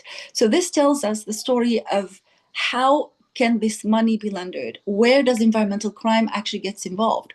Those same brokers who offer money, the same brokers who actually buy from the Sinaloa cartel, get the product and distribute it, are also offering money laundering services, some of which are through students in New York. And in fact, a former DEA agent once said that all the money for this particular crime ends up in New York. I don't know if it's an exaggeration, a speculation, or because we don't know where else it goes, but the reality is that pesos do not exit Mexico, dollars do not exit the US, and UN does not exit China in this particular transnational crime, which makes it extremely difficult for financial institutions to actually tackle it, because usually we use profiles of transactions, how they move, where they're, which moves them, who, or what moves them, etc., in order for us to be able to detect something that is suspicious. And it doesn't stop here. Recent report from the Canadian Customs and Borders Agency relate the Sinaloa cartel to other criminal organizations in China, which formed an allyship, apparently, called the Dragon Cartel. In essence, it's not necessarily a cartel, but it's a combination and an allyship of different cartels here in Vancouver that facilitate not only the trafficking of these bladders, but here comes another type of crime. They broker the exchange of the bladders for the sale of fentanyl precursors to the Sinaloa cartel, which makes fentanyl and sells it back to here, Vancouver. And you know the whole political drill about Canada, the US, Mexico, and fentanyl here. Now, as far as money laundering goes, there are multiple ways that this is done. So obviously we can talk about cryptocurrency, it is a well-known fact, but also through banks and students' money exchange. So basically, if I had to explain it, a student is given a certain amount of money in New York, they deposit in their bank account, buy cell phones, and then those proceeds from the sale of a bag of cell phones are legitimized into official markets. The same thing in terms of money exchanges. You have someone from China that wants to buy US dollars in the US, gives yuan in China to a broker, and the money is exchanged in the US here. So no money gets, actually, this is very localized, no money gets anywhere. So this is not necessarily the way I would say that we traditionally see a transnational organized crime, but this is transnational in nature and organized in nature.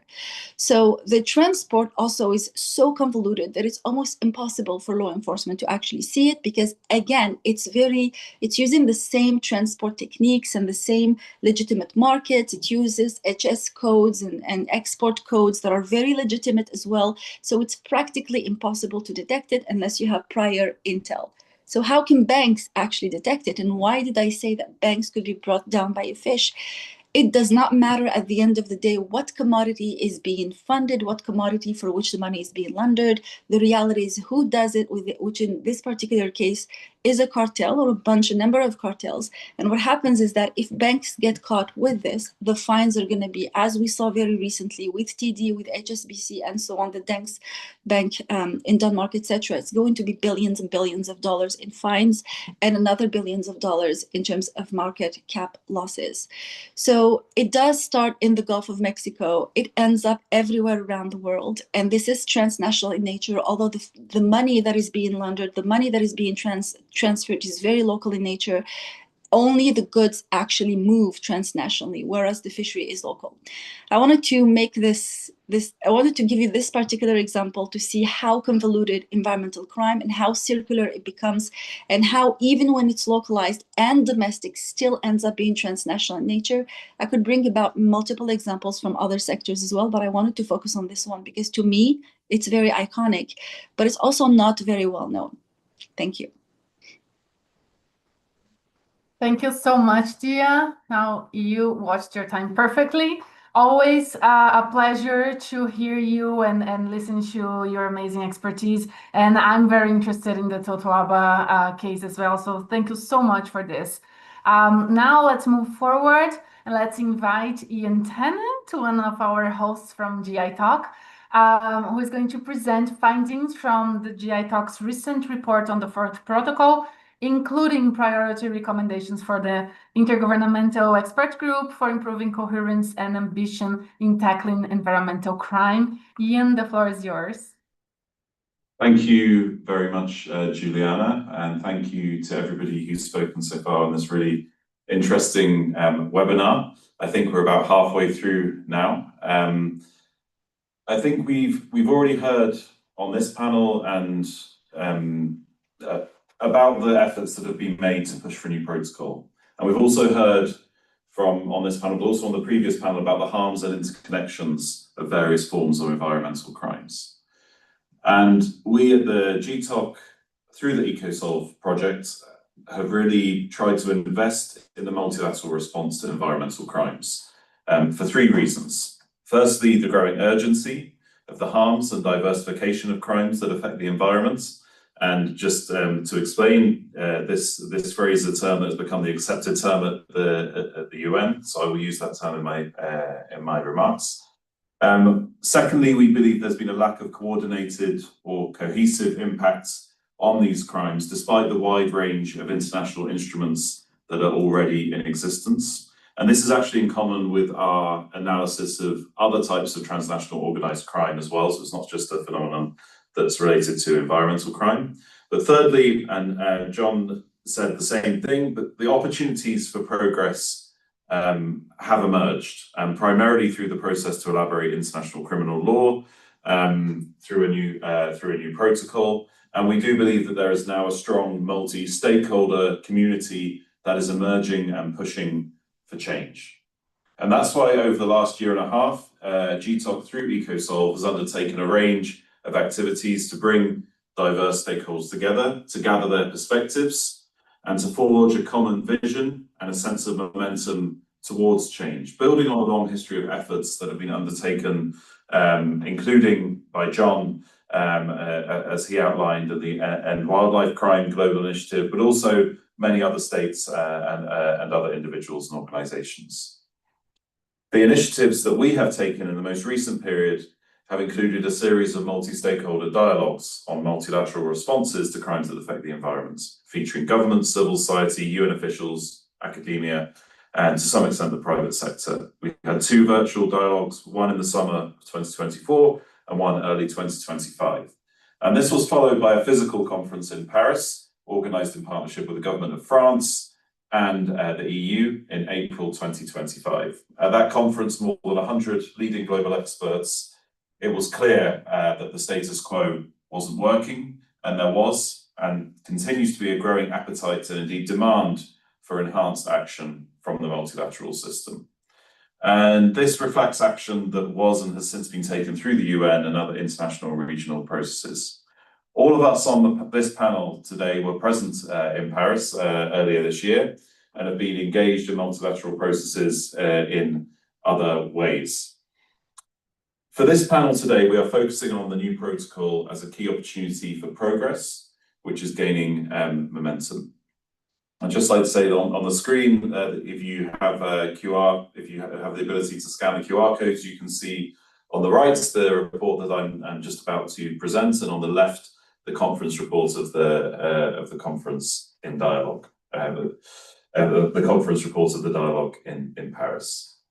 So the next speaker after me will report on what's happened in the UNTOC Intergovernmental Expert Group, so I won't go into that. But I would like to present to you the outcomes of the reports that we published with recommendations for the expert group and for the protocol based on our analysis and engagement throughout the previous period of action, which culminated for us in the Paris conference. And I'd like to thank the co-authors of this report, with myself, Simon Haysom, who's been moderating earlier today from GI-TOC, and Tiffaine Chapeau, who I can see in the audience as well. Why does the GI-TOC think that the current approach is not working? I think the answer is quite clear from everything that we're seeing, everything that's been described today as well. Criminals are adapting faster than law enforcement and international instruments can respond. They're exploiting emerging markets. They're exploiting resource scarcity, exploiting technology, and exploiting loopholes. The quantity and diversity of crimes that affect the environment are simply increasing. But despite the quite fractious and fragmented state of multilateralism, there has been substantial activity on this issue over the years, and John went back much further in history than I will. But it is dispersed across the UN and dispersed across different organizations. And we would argue that until the IEG process, there hadn't been a central coordination hub for this in the UN system. And we think that IEG is emerging as one and should be championed as one. Indeed, our data shows that in the past 30 years, environmental crimes have been mentioned in 46 resolutions by 7 different international forums. The numbers keep growing. IUCN conference last week, for example. But ultimately, we believe that the moves towards a new protocol to the UNTOC through the new intergovernmental expert group has the potential to focus political attention and mobilize resources. We do not think it should be seen as a silver bullet, and indeed our report has put forward recommendations to learn lessons from the implementation of the GI-TOC and its existing protocols as well, in order to make a new protocol work more effectively through a broad scope coupled with targeted action. And one of the key lessons that needs to be learned from the implementation of the GI-TOC is on review and accountability. The new protocol needs to have open, transparent, and accountable systems of discussion and review, and cooperation with civil society is crucial to bring the implementation of a new protocol to more impactful fruition. There are a number of gaps that we identify in the reports, and I will go through them very quickly, and then go to the recommendations of what we are saying to the international community should be addressed through the IEG and through the new protocol. There are clear gaps in national, regional, international laws and in their implementation. The UNODC describes the landscape as a patchwork. The patchwork of legislation directly contributes to limited opportunities for international cooperation, either through extradition or mutual legal assistance. And this is played out through the limited implementation of the GI-TOC on crimes that affect the environment. There is clearly a lack of capacity in enforcement, more stark in the global south, but also affecting the global north. And in many places, civil society is filling the gap, whether in defending territories and communities and ecosystems, but also in providing evidence to support prosecutions and investigations. But when they do that, they're putting themselves at great risk. The political will, in our opinion, has not been at the required strategic and high enough level in order to push through change. And the issue of corruption has not been properly addressed. One thing that's also become quite apparent is that the private sector is not present enough in these discussions. One example, the online trafficking of wildlife and other environmental commodities largely takes place on the open web. And we think that technology companies are not taking responsibility for what takes place on their platforms, as demonstrated by the high proportion of trafficking on open social media platforms. And as I said, those putting themselves on the front line face the most severe consequences in both attacks from environmental criminal groups, as well as sometimes being caught up in criminalized and heavy-handed responses. In addressing these gaps, if it's done right, we think a new protocol can be truly effective to combat crimes that affect the environment, and even to help revitalize the implementation of the GI-TOC more generally. So our key recommendations are, and we're not the only organization that's put forward recommendations. There are several interested organizations that have done the same, including John. But these are the key recommendations as we see them as an organization looking at environmental crime and other types of organized crime. A key principle should be a common and shared responsibility. This is a principle that's well established in existing global anti-crime responses, for example. And this would do something to address the imbalance that currently exists between source, transit, and destination countries, where wildlife trafficking example, when it goes to global north countries, the response and the resources put in are not the same as they should be. We believe in a holistic approach and a broad approach to different types of environmental crimes. The discussions around the protocol have, in our view, rightly broadened beyond wildlife. And we think the protocol should reflect that as a holistic approach that would offer the advantage of being able to anticipate and adapt to changes in organized crime trends and related criminal markets. We think the protocol should take a harm-based approach to address both environmental harms and human harms. The international community has expressed an understanding about the impacts of environmental crime through various international agreements. And I think it's important for those harms to be both harms to the natural environment and to people that are expressed in the protocol. And we think it should express a whole of government and whole of society approach, cross-sectoral, cross-regional, and whole of government within countries, as well as whole of society strategies with strong coordination between different government departments and agencies and with civil society in those countries. So very briefly, what we think the objectives of a protocol should be. Number one, preventing and combating crimes that affect the environment. Number two, protecting the environment from the damage coming from those activities. Number three, protecting and assisting victims and defenders, and I'm wrapping up now. And number four, promoting and facilitating international cooperation. We think the approach to criminalization in the protocol should be broad, so that as broad a range of crimes that affect the environment are criminalized as serious crimes, both with a generic definition and a list of environmental offences. And we believe that offences all along the value chains should be covered. We believe a principle of legal comity should be included where countries agree to respect each other's laws by treating crimes committed outside their jurisdiction seriously. Very finally, member states should be ambitious in pushing for a bespoke review process for the new protocol to hold states to a high level of accountability than the existing UNTOC review process.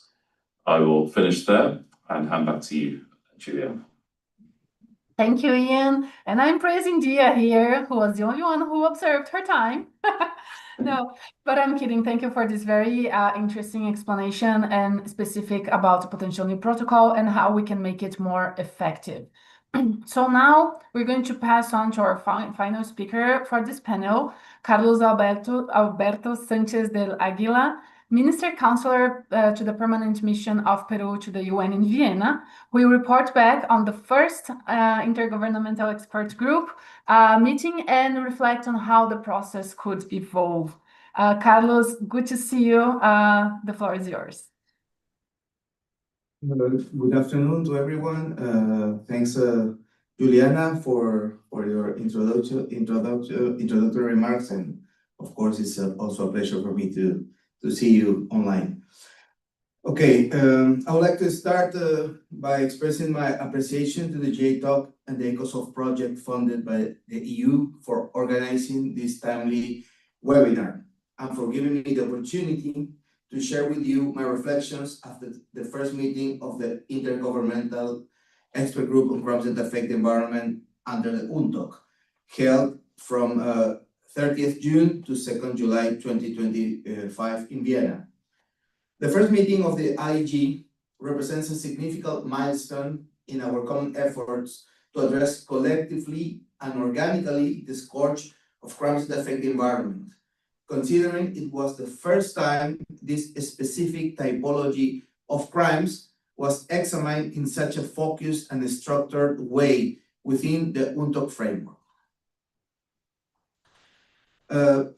The agenda of our group addressed three major issues: the stock taking of the current implementation of the Convention to address environmental crimes, the existing gaps in addressing environmental crime with the Convention, and possible responses, including any protocol that could breach these gaps. So we'll start with this stock taking of the current implementation. Our initial discussions focused on how states are currently applying the Organized Crime Convention to address crimes that affect the environment. A clear picture emerged. These crimes are serious, transnational, and highly lucrative. They often intersect with organized criminal activities such as corruption, money laundering, trafficking in persons, drugs, and firearms, and they have direct impact on ecosystem security and sustainable development. Many delegations recognize that in practice, low penalty levels in domestic legislation often prevent these crimes from being treated as serious crimes under Article 2B of the Convention, limiting the use of advanced investigative tools and international cooperation mechanisms. At the same time, states share examples of strengthening the legislative framework, growing use of cooperation tools, and more integrated operational responses. This good practice demonstrates both commitment and progress. However, there was broad sentiment that the Convention is not yet being fully leveraged to address crimes that affect the environment effectively. Now I would like to talk briefly on the gaps identified in the legal framework. The second part of the meeting focused on identifying the gaps. Several key points emerged from the discussions. For example, there's currently no comprehensive international legal instrument specifically addressing crimes that affect the environment. There is lack of harmonized definition, offenses, and penalties, which weakens the ability to cooperate internationally. Many multilateral environmental agreements, while valuable, focus primarily on regulation or conservation, rather than on criminalization and enforcement. Some delegations consider that better use of existing frameworks could already yield stronger results. However, others highlighted that the absence of coherence in definition and approaches leave space for jurisdictional loopholes and inconsistent enforcement. Now, I would like to go through the possible responses and the question of the protocol, which is, I think, one of the major topics of this debate today. The IEG examined how the international community might respond to these gaps, including the possibility of developing any additional protocol to the convention. Many delegations expressed interest in exploring this option, identifying several potential benefits. For example, establishing a more harmonized and clear definition and offenses, elevating penalties to ensure these crimes meet serious crime threshold established in the convention, strengthening international cooperation, including mutual legal assistance, extradition, and joint investigations, addressing illicit financial flows and asset recovery derived from these crimes, enhancing corporate responsibility and supply chain due diligence, talking about private sector, and providing a stronger protection for victims, whistleblowers, environmental defenders, and affected communities. And here it's very important to highlight the participation of indigenous peoples in this particular matter.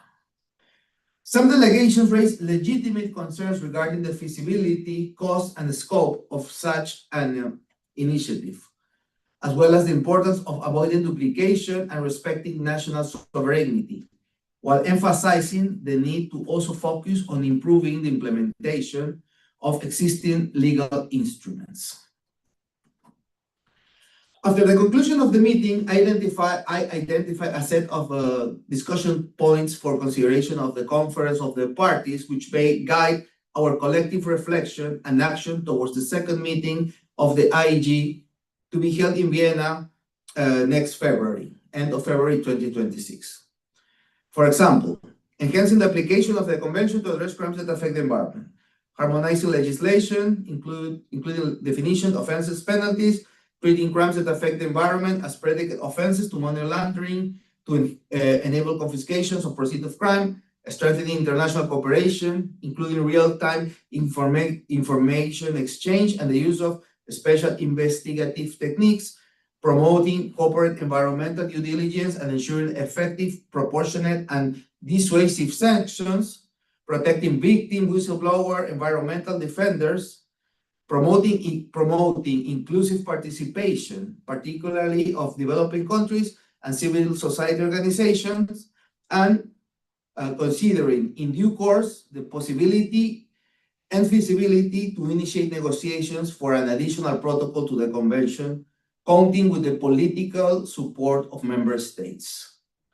Dear colleagues, the first IEG meeting sent a clear signal. Crimes that affect the environment are increasingly recognized as a major challenge to the rule of law, human security, and sustainable development. Addressing them requires legal clarity, operational capacity, and a very strong political will. Our discussions within the IEG showed areas of convergence, particularly on the need to strengthen cooperation, close legal gaps, and elevate the seriousness with which these crimes are addressed. They also reveal legitimate difference on the best path to achieving this objective. This diversity of views should be understood as a strength, not as a barrier. It reflects the complexity of the challenges and the richness of the perspective needed to craft effective solutions.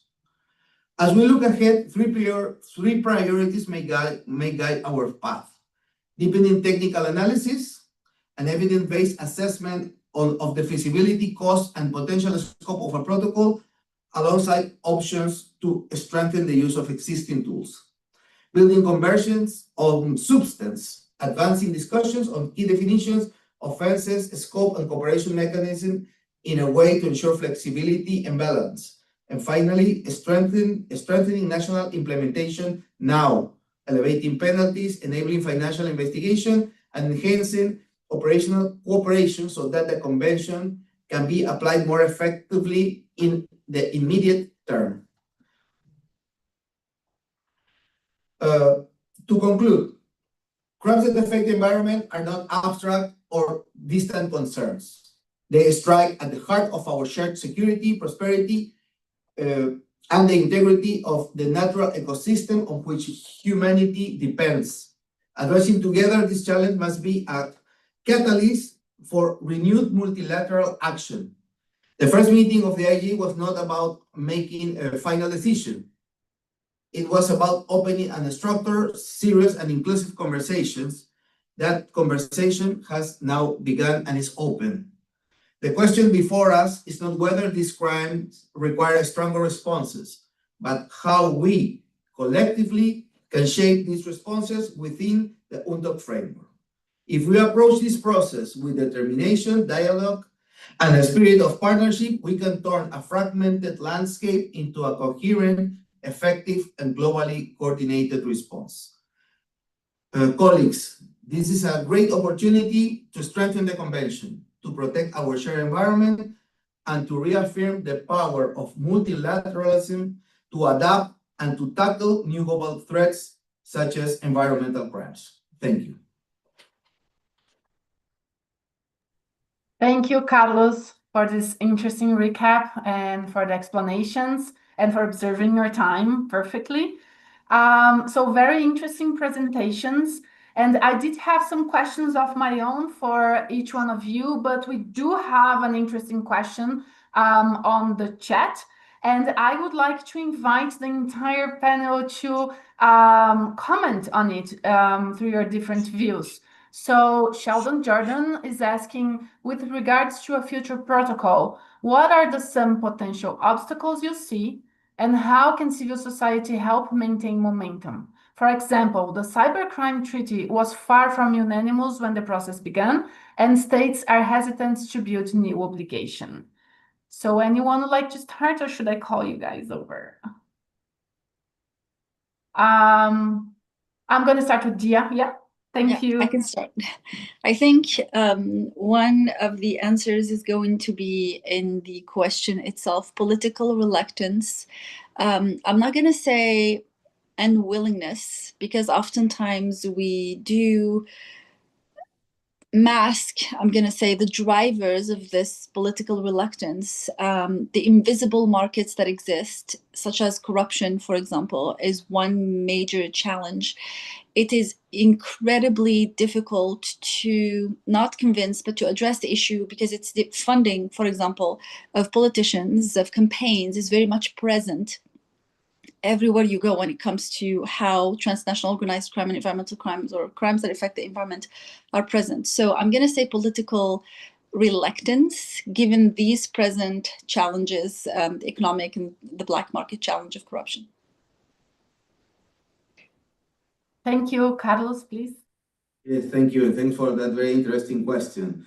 Well, from the recent experience in the IEG and in previous negotiations, as has been very well recapped by my dear colleague John Scanlon, I think we have here a matter of approaches, because some countries don't give environmental crime the same level of importance, I would say, within their national legal frameworks, or within their understanding of the deepen and the dimension of this particular crime, particular forms of or expressions of crimes. There is also the approach on if we need one protocol or maybe we need more than one. So this is another issue that is still taking a lot of conversation and negotiation within the Vienna framework of the UNTOC. And finally, I would say that there is an issue of the feasibility of the protocol, considering the liquidity crisis that is facing the UN at this moment.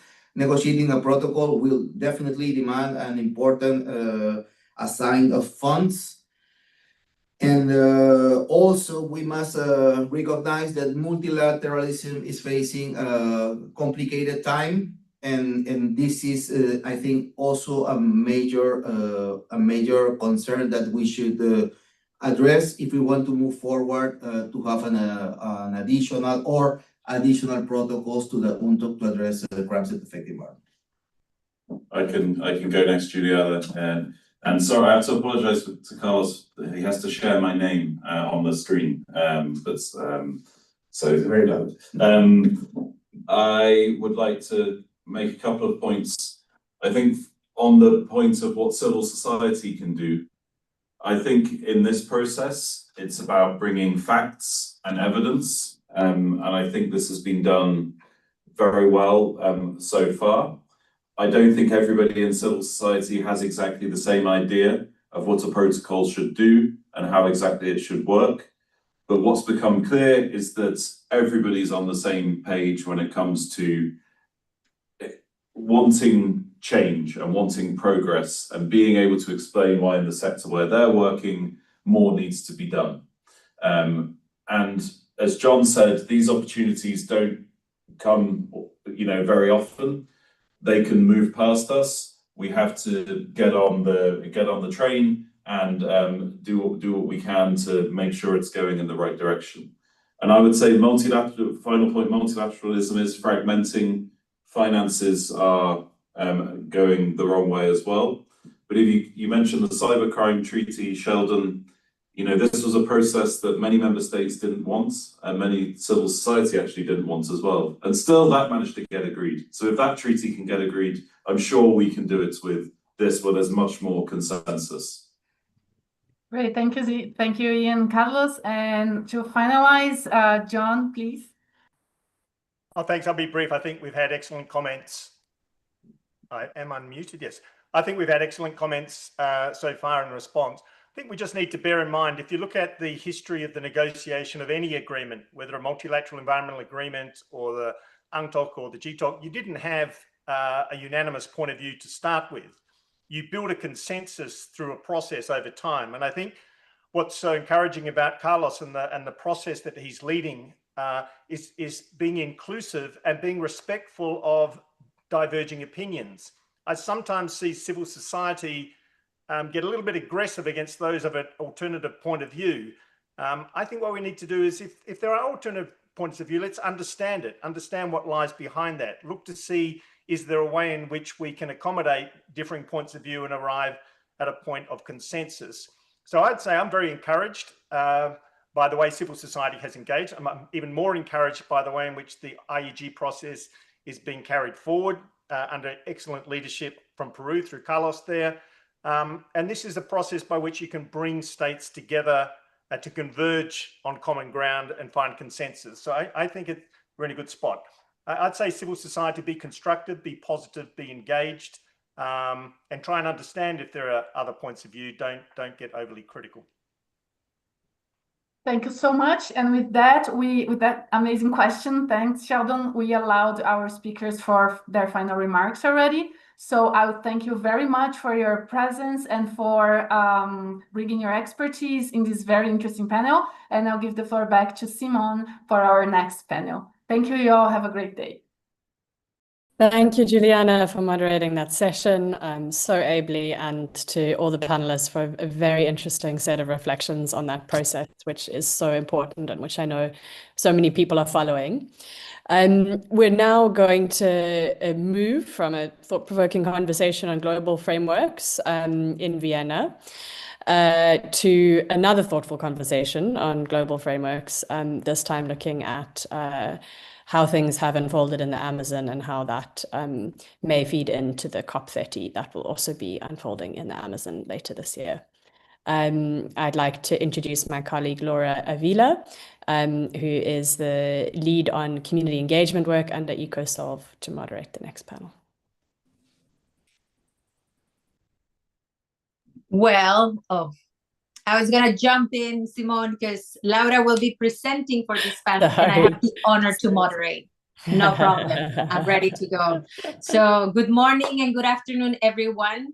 To those of you who have been joining us for the last 2 hours, and to those of you who are just joining us, this is the panel From the Ground to COP30, Local Perspectives on Environmental Crime and Climate Justice in the Brazilian Amazon. And with the COP30 just weeks away, happening in Belém, this dialogue could not be more timely. The Amazon is not only at the heart of the global climate conversation, it's also the home of courageous communities defending their forests, rivers, and rights, often at great personal risk. So we're honored to have with us an inspiring group of women who live and work on the front lines of this struggle. They'll share insights from recent community dialogues in Pará as part of this EcoSolve program. And they'll also share their own experiences resisting extractivism, advancing justice, and driving change from the ground up.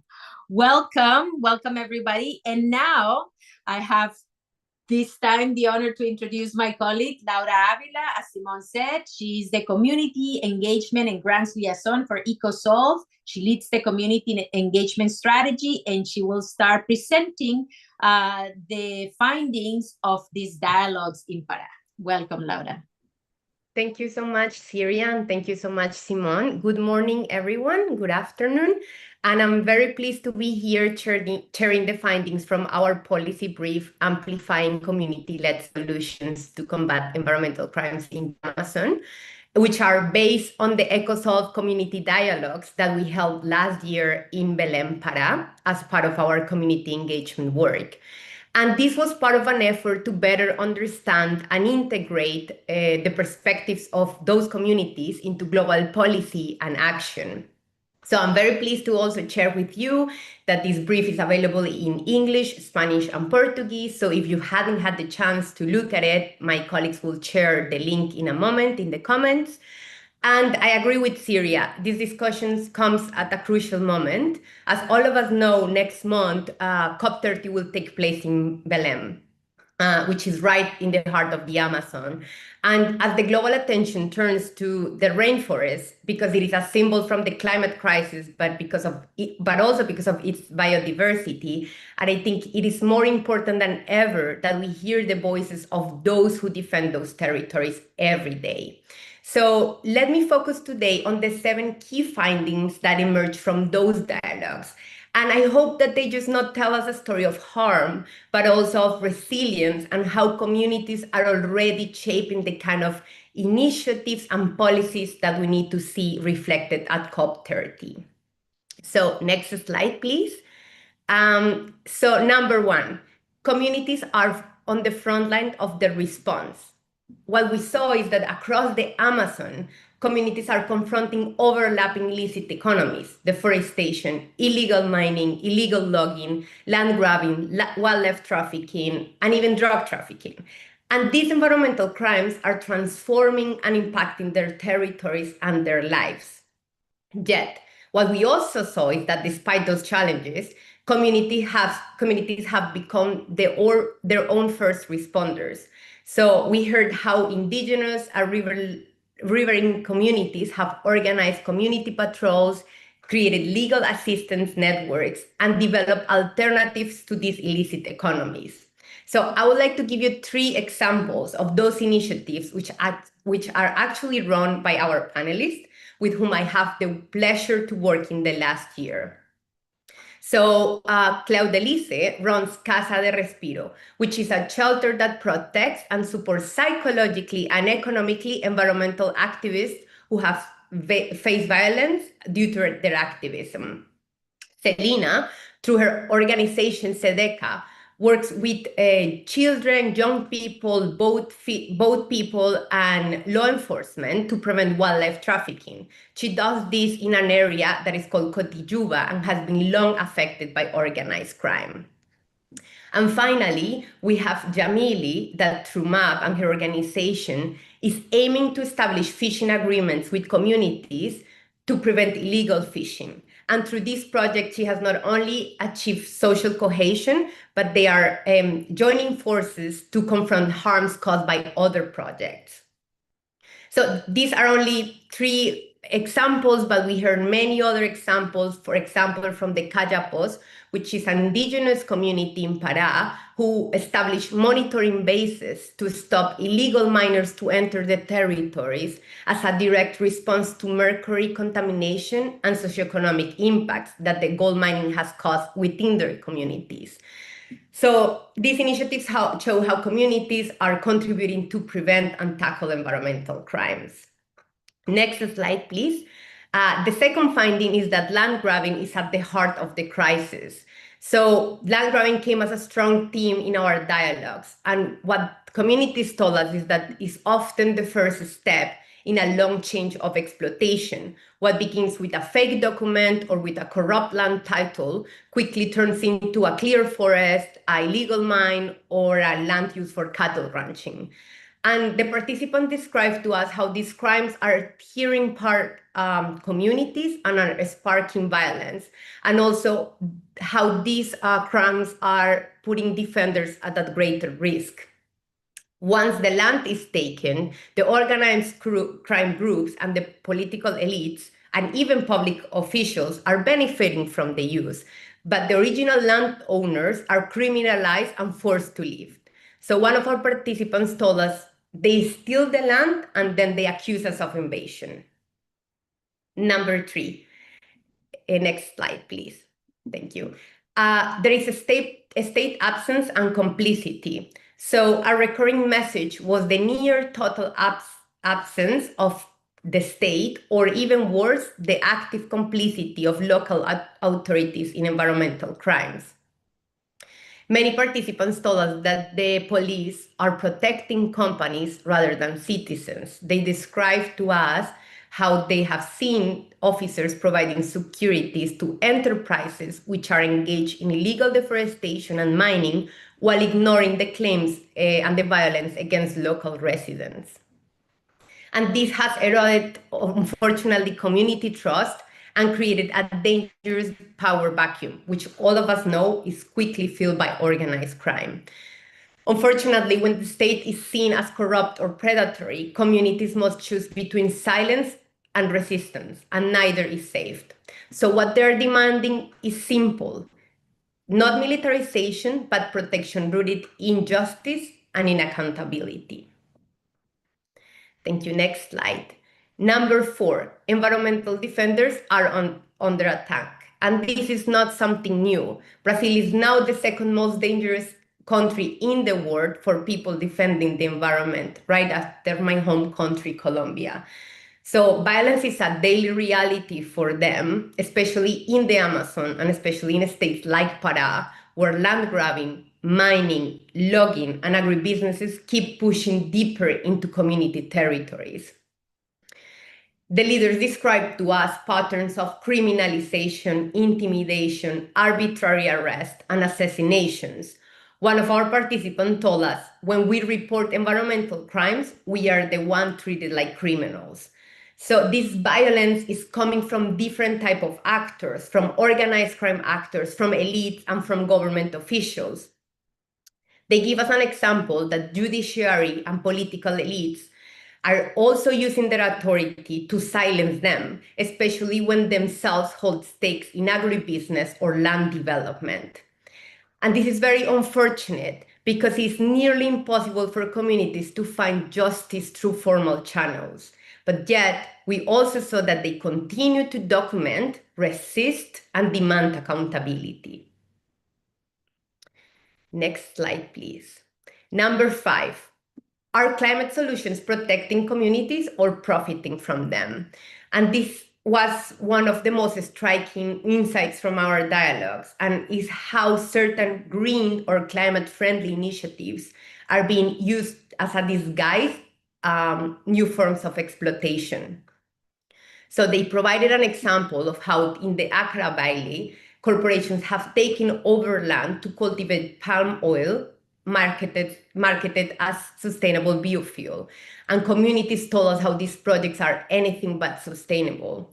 They have displaced traditional communities and destroyed local ecosystems, all under the banner of climate transition. We also heard growing concerns about carbon credit schemes, which are often presented as conservation tools, but in reality are linked to coercion and fraud. So one indigenous leader told us, we don't protect the forest because we are paid to. We protect it because this is who we are.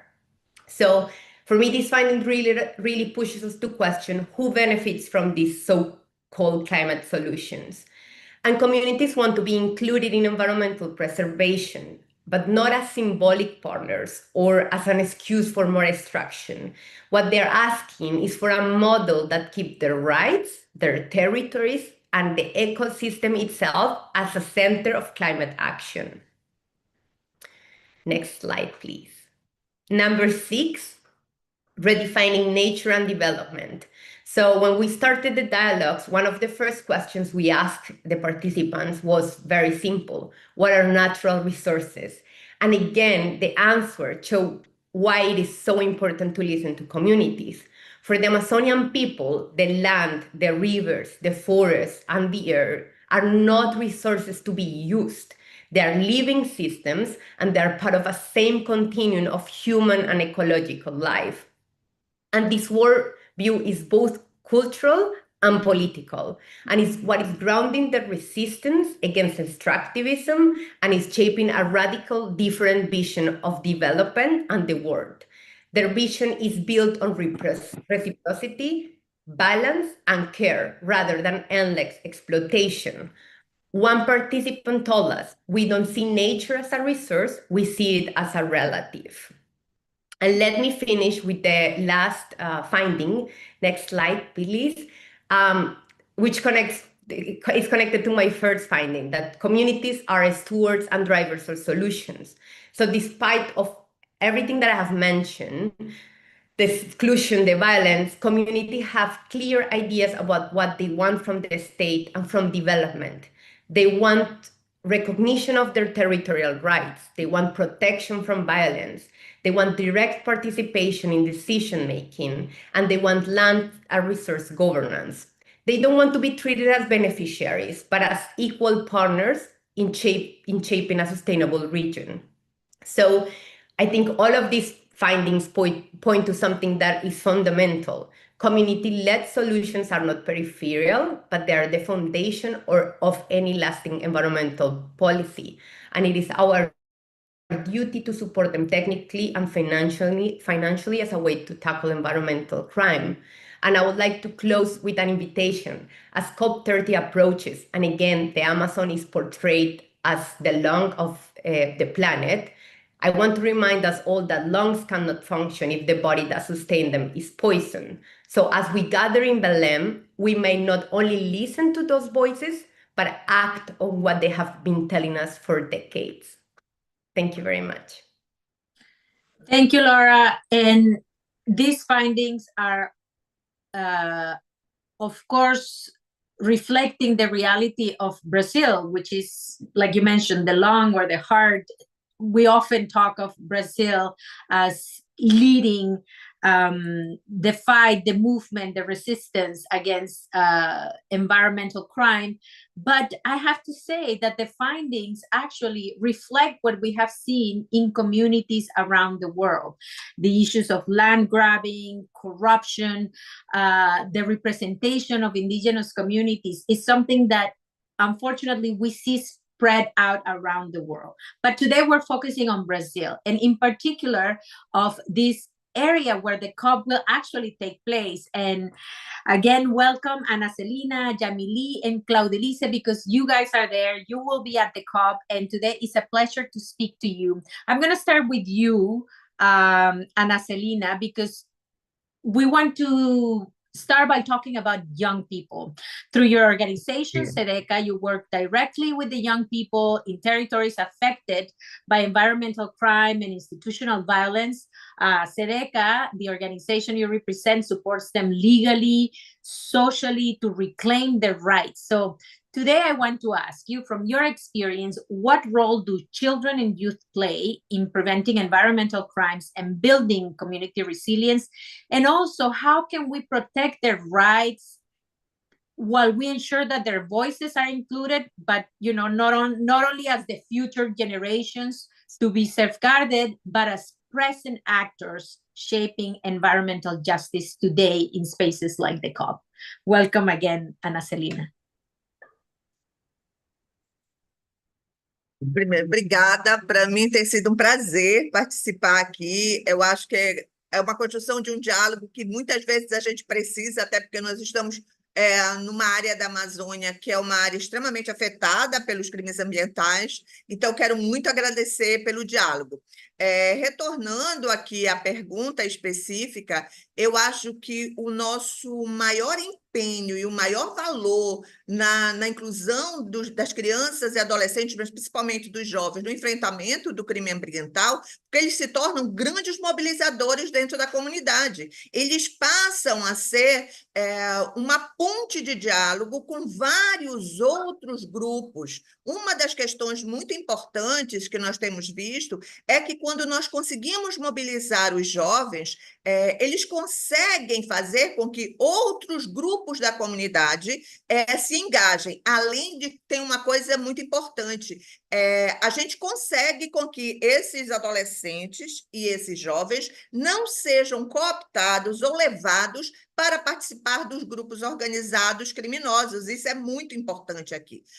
Nessa área que nós trabalhamos, é uma área que ela está a mais ou menos 40 quilômetros do centro de Belém. É uma área ribeirinha, que você é uma ilha, então, para você chegar nesse local, você tem que pegar uma pequena embarcação para chegar. Então, é muito fácil a forma de organização do crime dentro desses espaços. Outro ponto extremamente relevante que eu gostaria de destacar aqui é que, na verdade, os adolescentes, os jovens, eles constroem uma cultura de não criminalização do meio ambiente. Eles passam a ser pontes extremamente valiosas dentro da sua comunidade e eles são muito motivados. Claro que nós tivemos muitos problemas, que não é fácil. O primeiro deles que eu posso citar foi até não utilizar o termo crimes ambientais, porque nessa área onde nós estamos trabalhando com eles, existe uma presença muito forte do crime organizado. Então, nós temos que ter muito cuidado com a forma e até utilizar estratégias de salvaguarda que possam garantir com que a comunidade não fique vulnerabilizada. Então, essas foram algumas situações. Tem áreas lá na comunidade que, para você acessar essa área, você tem que pedir permissão para o crime organizado para você entrar. Então, tudo isso nós temos que ter cuidado no momento da abordagem. Mas o que tem sido muito interessante é que eles conseguiram trabalhar uma diversidade de públicos, dialogando tanto com aqueles pequenos empresários de bares que ficam perto da orla na praia, também com pequenos barqueiros, mas também com grupos de pessoas idosas que já estão há muito tempo, são os moradores, são os ancestrais ali da comunidade, para fazer com que todos compreendam a importância do enfrentamento do crime ambiental. Então, essas questões foram estratégias para nós que levaram com que a própria intervenção na parceria com a Ecosov ganhasse uma repercussão muito grande. Nós acabamos de fazer, os próprios jovens fizeram um levantamento com mais de 125 comunitários para saber quais foram os principais impactos, por exemplo, das violações climáticas dentro da comunidade. E todo foi surpreendente. Eles abordaram 125 pessoas numa faixa etária um pouco mais elevada, e se chegou a conclusões extremamente absurdas, desde que hoje muitos comunitários não perceberam a diminuição da ilha, né, a diminuição do espaço territorial pelo avanço das águas, em decorrência, principalmente, das violações ambientais, em decorrência também da forma com que o desmatamento ocorreu dentro do espaço territorial. E, além disso, é importante também destacar, eu estou preocupada com o meu tempo, espero que vocês me chamem a atenção aí, estou falando o mais rápido e o mais pausado possível. Sei que temos controle de tempo, mas eu queria também falar que tem duas coisas que nós precisamos entender quando nós trabalhamos a questão dos crimes ambientais aqui na Amazônia. Primeira questão é que nós temos que ter estratégias muito fortes de salvaguarda e de prevenção. E, às vezes, isso é muito difícil, porque para que a gente conseguisse essas estratégias, nós construímos todo um papel de diálogo também com o poder público, com o sistema de segurança pública, para que os jovens tivessem estratégias de como fazer as denúncias e eles não ficassem vulnerabilizados. Então, estamos inclusive nesse papel, junto à Delegacia de Proteção ao Meio Ambiente, junto ao Ministério Público, mas o que é importante nós destacarmos aqui é que isso não é fácil.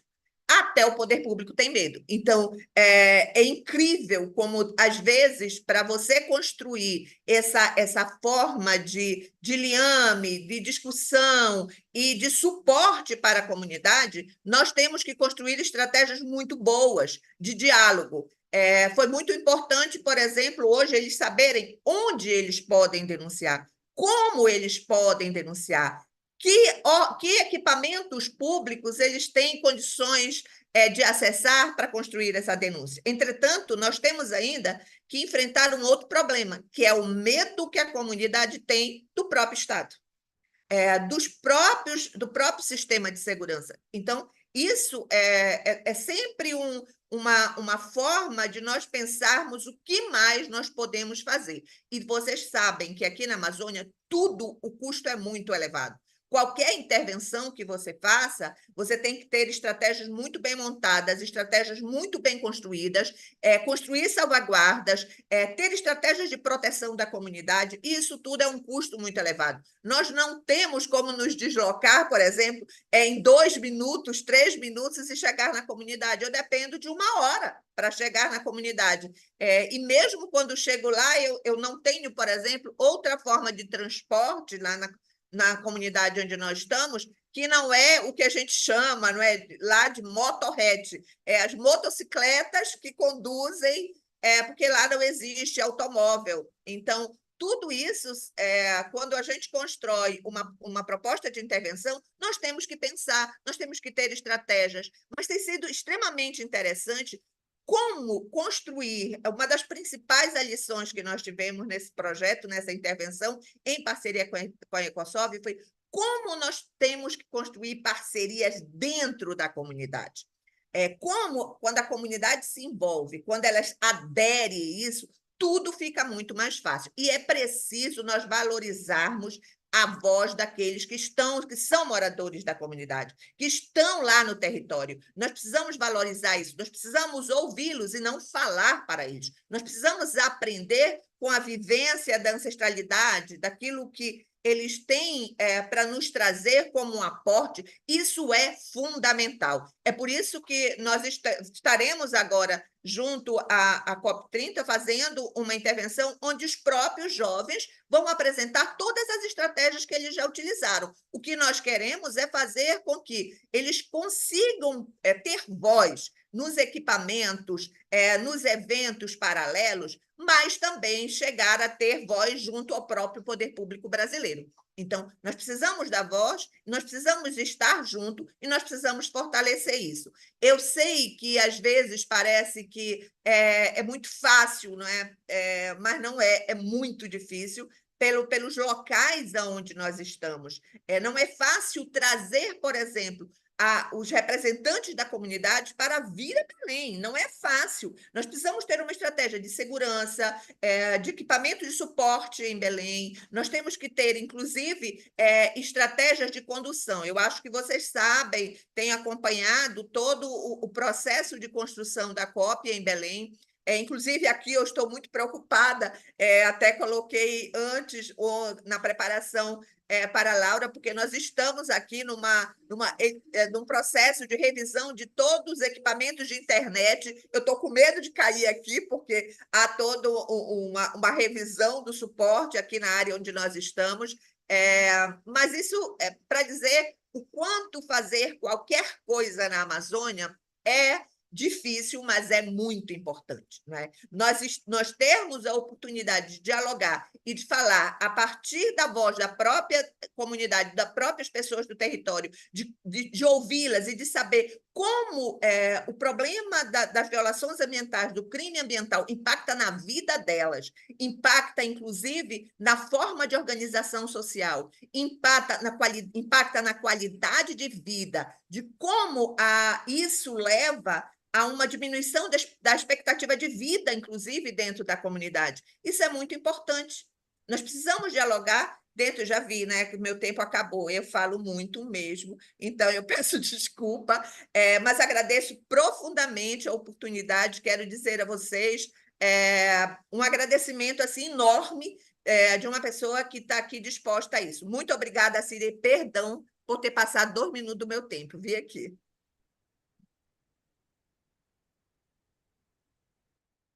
No worries, Ana Celina. We understand the passion. You guys are on the ground. You are doing all this work that you're talking about to make sure that the voices of youth, of children are represented at the COP. And yes, we cannot underestimate the work, the resources that goes into bringing people from the communities to these spaces. And luckily we have you guys doing this work for the world. So thank you. And now we're going to go next to a question that has to do with the role of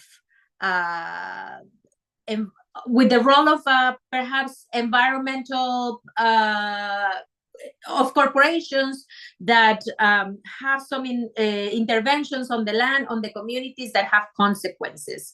And in the brief that my colleague Laura presented, we heard a lot about how environmental crimes are linked to land grabbing, to the pollution caused by these new dams, by mining projects. So now I want to go and ask to Jamie Lee, because her work in the movement of people affected by dams focuses on exactly these issues. So I want to ask you, Jamie Lee, for an example of a recent case where communities have faced this kind of harm and how your organization is supporting them. And also if you see any concrete ways in spaces like the COP could help to amplify the struggles of these affected communities and, what's very important, bring accountability to those responsible. Thank you and welcome again. Olá, bom dia. Bom dia, Síria. Bom dia a todos e a todas. Eu queria fazer primeiro para vocês uma apresentação do que é o MAB, né?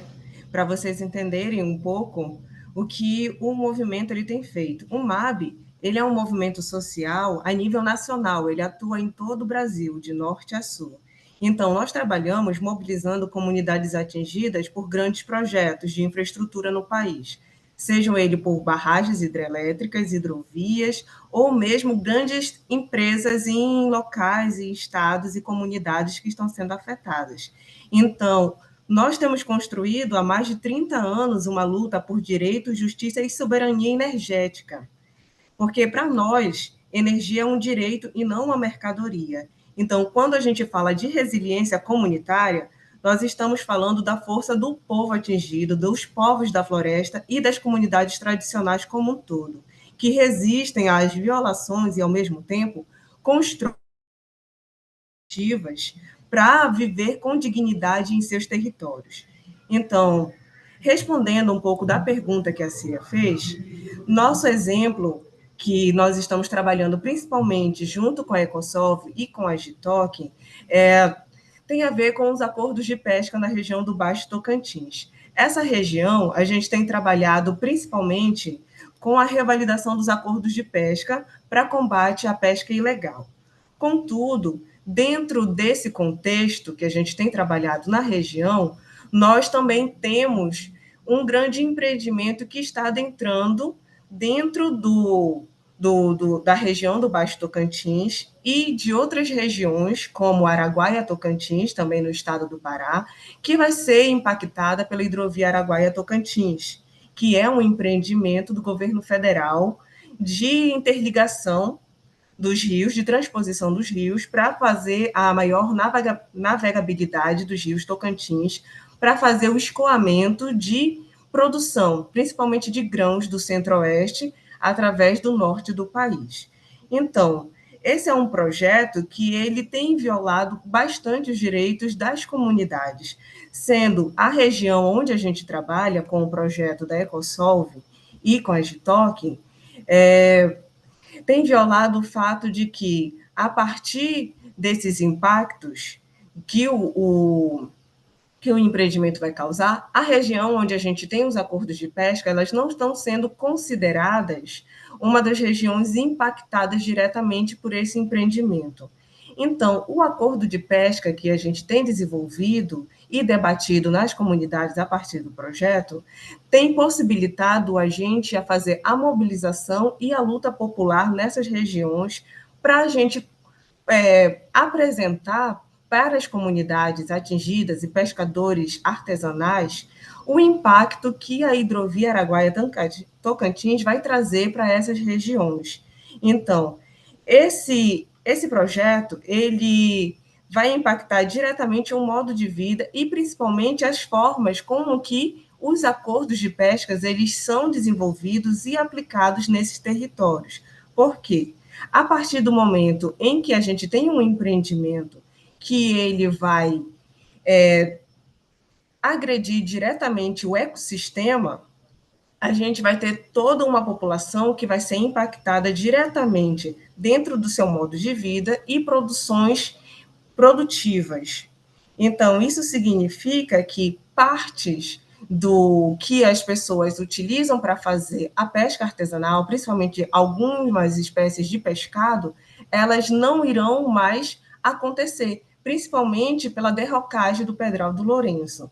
Então, aqui a gente tem a nossa amiga, né, a Claudelice, que também está atuando nesse mesmo empreendimento, enfrentamento desse empreendimento, e a gente tem tentado fazer com que a mobilização e o debate sobre esse impacto dentro dos acordos de pescas e nas comunidades atingidas que não estão sendo consideradas consiga avançar, já que boa parte do que a gente entende como impacto ambiental e crime ambiental também está sendo realizado pelo próprio governo federal, que não tem escutado as comunidades. Dentro desse processo que a gente conversou aqui no estado do Pará, a partir dos diálogos com a Ecosolve, um dos pontos que a gente falou foi sobre as falsas soluções verdes, que seria hoje o que a gente entende como transição energética. Então, um dos pontos que a gente conversou é que esse tipo de situação tem gerado conflitos socioambientais profundos. Um deles, que a Laura até mencionou, foi a guerra ao dendê, que acontece no Vale do Acará, já que muitas empresas de biodiesel, às vezes fomentada principalmente por políticas nacionais de Estado do Brasil, têm ocasionado a desterritorialização de muitas comunidades, dentre elas quilombolas e comunidades indígenas. Então, o que a gente imagina aqui, que com a COP acontecendo no estado do Pará, é que a gente consiga trazer maior visibilidade para essas questões, em que a gente consiga debater o que é uma política de transição energética justa e de conservação e talvez de mitigação de crimes ambientais e crise climática justa para essas comunidades. Então, a COP sendo realizada aqui é um espaço estratégico para a gente conseguir denunciar as contradições que existem dentro desse contexto. Então, quando a gente pensa em transição energética, a gente entende que ela deveria reduzir as desigualdades e fortalecer a soberania dos povos e democratizar o acesso a essa energia. Então, o que a gente pensa aqui é que a partir do momento em que a gente vai estar debatendo a COP e a transição energética, a gente entende que o espaço que a gente está delimitando para acessar, e nesse caso seja diretamente dentro dos espaços oficiais, que é quase impossível da gente alcançar, mas estamos tentando, mas também pensando em espaços alternativos para a gente conseguir discutir essas questões, seja a parte da desterritorialização de comunidades, seja o crime organizado, como grilagem de terra, seja a mitigação, políticas de adaptação climática, ou mesmo crédito de carbonos e as falsas soluções verdes, a UMAB ele tem sido uma dessas organizações que está à frente de um dos espaços de construção de debate, que seria a Cúpula dos Povos, que ela já conta com a presença de pelo menos cerca de 1.000 organizações, tanto nacionais e internacionais, que se propõem a ser um espaço alternativo à Conferência das Partes, trazendo vários eixos prioritários de debate. E um deles seria esse do fortalecimento da democracia nacional e internacional, frente ao que a gente tem observado da polarização política mundial, mas também trazer essas discussões de como que a gente pode achar alternativas e pensar e perceber que o fato de que muitas dessas comunidades, povos da floresta, comunidades tradicionais e comunidades atingidas, elas já constroem as suas próprias alternativas e que elas devem ser ouvidas dentro desse contexto. Se a gente tem produtos, se a gente tem alternativas, essas alternativas elas devem ser consideradas dentro desse processo decisório, como no caso da COP.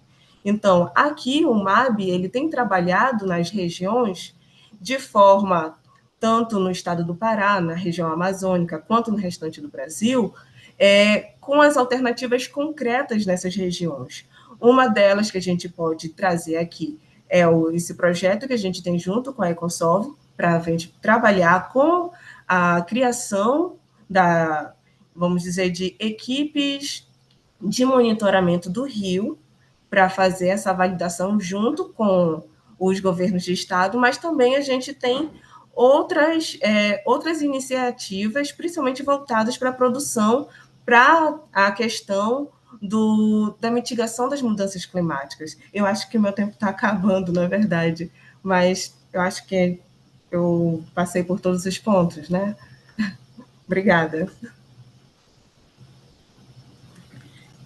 Thank you. And my mind is blown away now that you're mentioning this, what was translated in English as fake solutions, because usually I think the complaint of civil society is that sometimes these spaces can be quite performative and not really addressing the real needs from the ground. But as you mentioned, these communities on the ground in Belén, in Pará, they're working to use this as a strategic opportunity. But of course, this opportunity also comes with challenges, with increased risk, because more visibility also means more danger for environmental activists like yourselves. So, Claudelise, welcome again. You are at the forefront of protecting human rights and environmental defenders in the Amazon for a really long time, and you know firsthand of this risk involved. And one of the findings of the briefs shows that when there's absence of state support, communities develop their own networks to protect themselves. So from your perspective, what are the main threats or most pressing challenges that environmental defenders are facing now in Pará and across the Amazon? And second, how can international actors, including spaces like the COP30, can better support these local protection systems and ensure that the defenders like yourselves, like the colleagues joining us today, are not left alone in this struggle? Thank you. Olá, bom dia a todas as pessoas. Eu falo aqui do Pará, né? Eu sou da região sudeste do Pará, de Marabá. Estou aqui às margens do Rio Tocantins, já citado pela Jamile.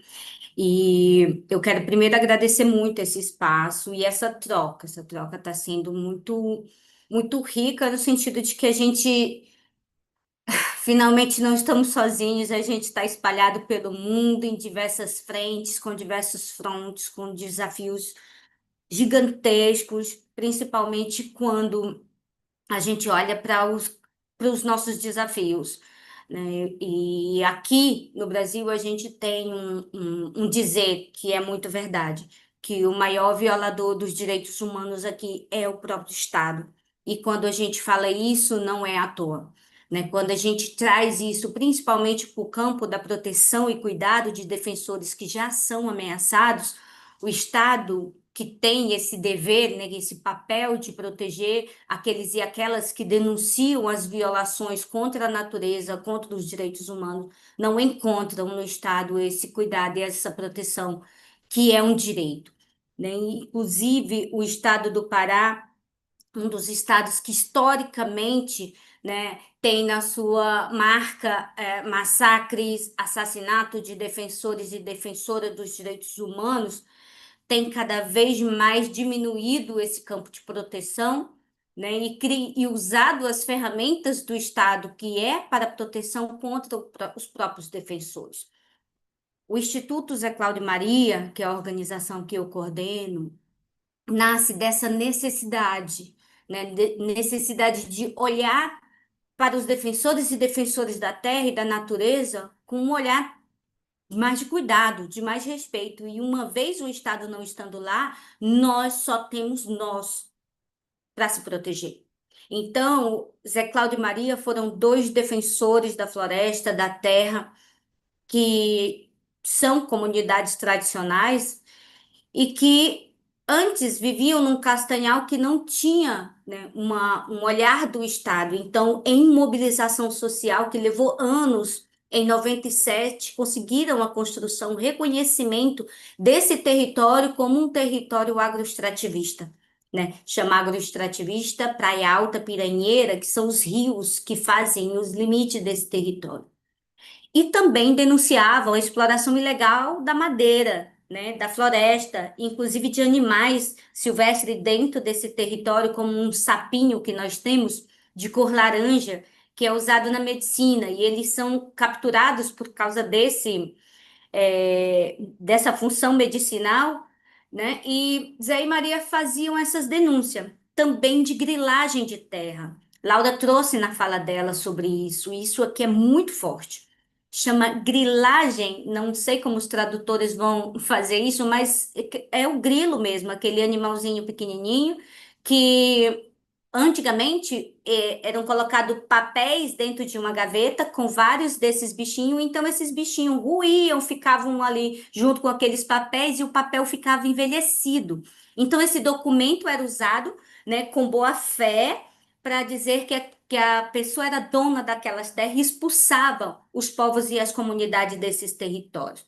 Por que que eu trago um pouco de tudo isso aqui? Porque tudo isso historicamente foi usado para violentar direitos humanos, para usar a natureza, né, como ferramenta, inclusive de violência, né, para expulsar essas pessoas, para matar quem denuncia. E Zé Cláudio e Maria, infelizmente, foram assassinados em 2011 numa emboscada. Eles eram um casal, tanto na vida, né, eles eram marido e mulher, como na luta, né, em defesa desse território. E por isso nós, familiares, companheiros e companheiras de luta, criamos essa organização não só para continuar o legado do Zé e da Maria, a memória por aqueles e aquelas que tombaram na luta, mas também para continuar o que eles faziam em vida, que é proteger a natureza, que é proteger a dignidade humana.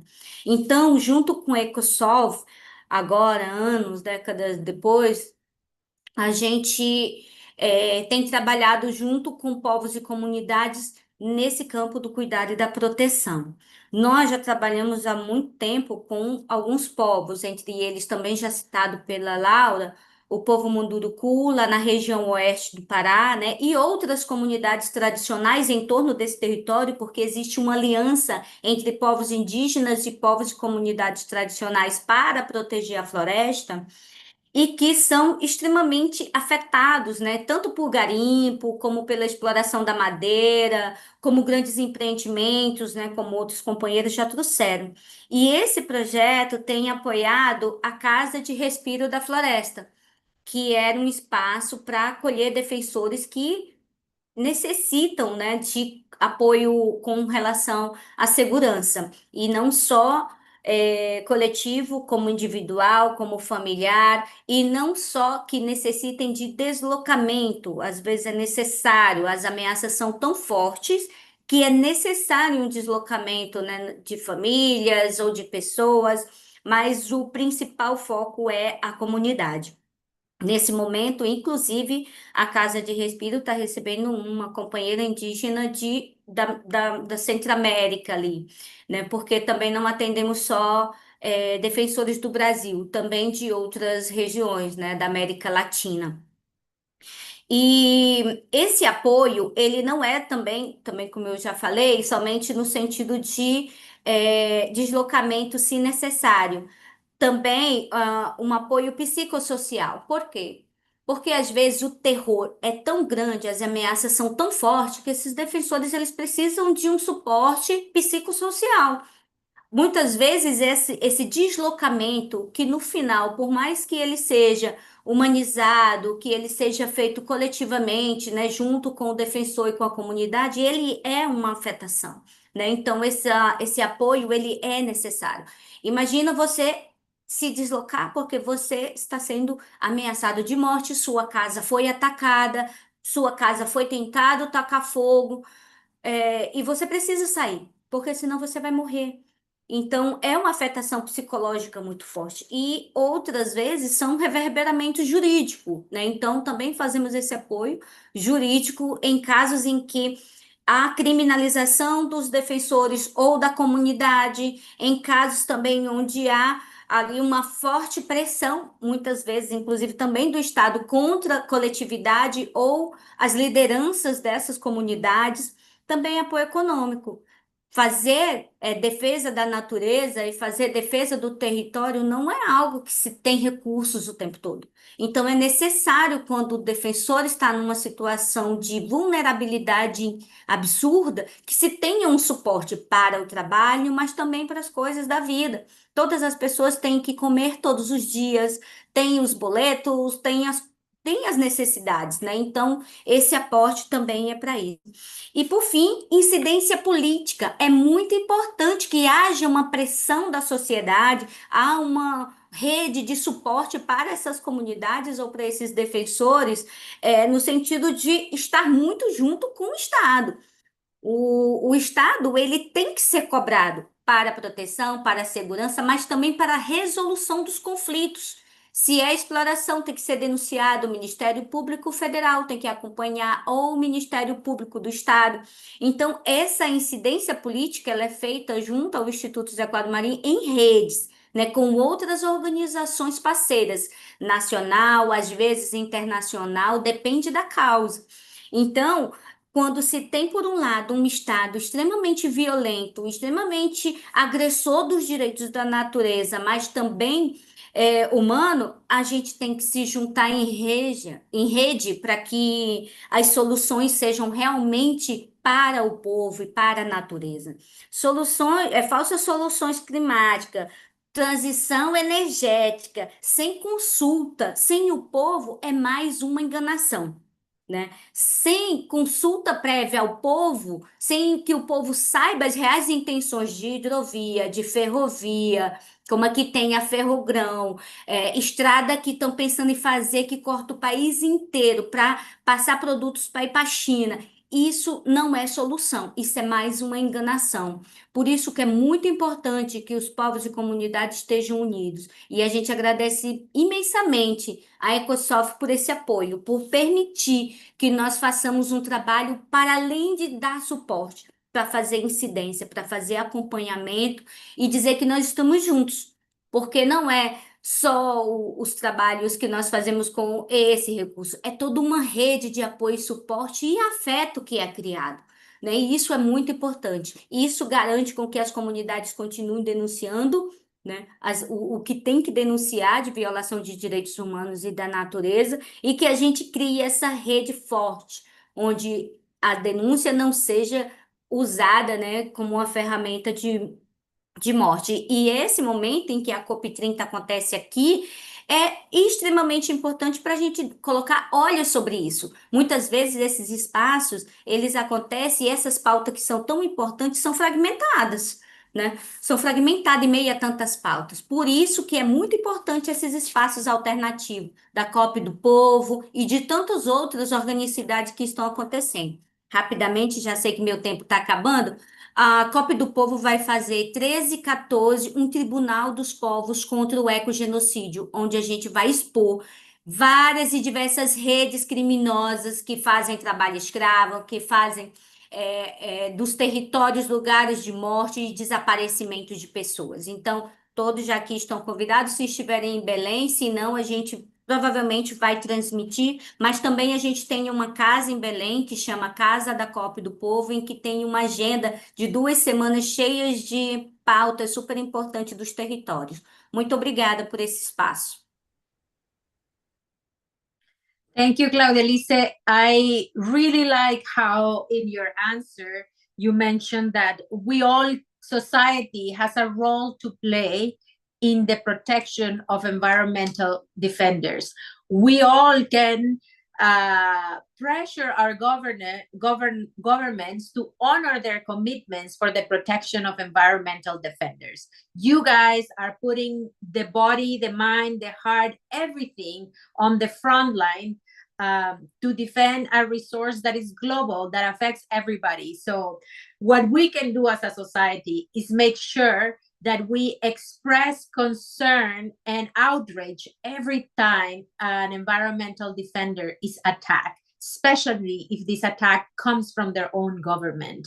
That's very important. So thank you all. I know we're running out of time and we might lose Ana Celina because there's a power outage right now in her community. So remember, you can post questions on the chat, but I'm going to go ahead before we lose you, Ana Celina, and ask you a question, because we want your voices to be heard ahead of the COP, and we want to use this space to start putting the messages out there. So what would your main message to decision makers gathering in Belém would be? I'll start with you, Ana Celina. Obrigada. Eu acho que a principal mensagem é dizer que nós existimos, que as consequências de todas essas mudanças são justamente para os povos que aqui estão. Isso torna muito mais importante que o evento que está acontecendo, ele ganha essa proporção muito maior, mas que também nós precisamos que os estados olhem para a Amazônia não como pulmão do mundo, porque nós não queremos ser pulmão do mundo, nós queremos ser reconhecidos principalmente como povos que devem ser valorizados, que devem ser escutados e que tem muito a dizer das consequências do que sofremos aqui. Então, é muito importante que nós sejamos ouvidos como povos que participam do território, que estão no território e que sofremos essas consequências. É muito importante que todas as construções e os acertos, inclusive para o próprio governo brasileiro, sejam respostas realmente viáveis que venham repercutir na vida dos povos aqui. E não simplesmente repetir que somos uma terra muito bonita, somos um espaço muito bonito, mas que sofre as consequências. Chega, nós precisamos que todas as formas, inclusive de recursos, cheguem a esses povos, cheguem a esses locais, que nós devemos enfrentar isso de uma forma muito mais direta. Inclusive, o Estado brasileiro tem muita responsabilidade nisso e nós não podemos deixar que essa omissão continue. Desculpe a indignação, mas é porque já sofremos muitas consequências aqui.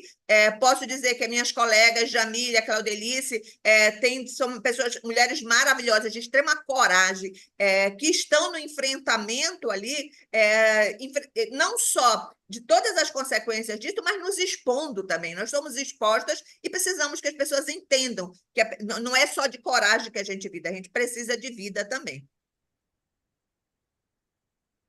Thank you, Ana Celina, for your message. And don't apologize. No need for excitement. We are grateful to hear your voices. We have very few minutes left, so I want to hear your message, Jamili, and then I'll go with you, Claudelice, to close.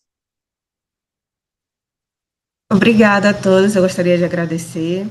E a mensagem que eu acho que fica para todos, não só para o que a gente vai estar acontecendo aqui na COP, mas é que a gente consiga olhar para esse processo todo de mudanças climáticas e entender que as vozes das pessoas, dos territórios e da natureza, ela precisa ser considerada dentro desses espaços de decisão. E, principalmente, a gente pensar que as soluções que são verdes e que deveriam realmente trazer algum tipo de alternativa ao modelo que a gente está vivendo, elas não estão sendo realmente pensadas e construídas e verbalizadas pelas populações e pelos povos tradicionais que aqui estão nos territórios. Então, quando a gente pensa em soluções climáticas para o modelo em que a gente vive, é necessário, primeiramente, a gente repensar o sistema capitalista em que a gente está vivendo.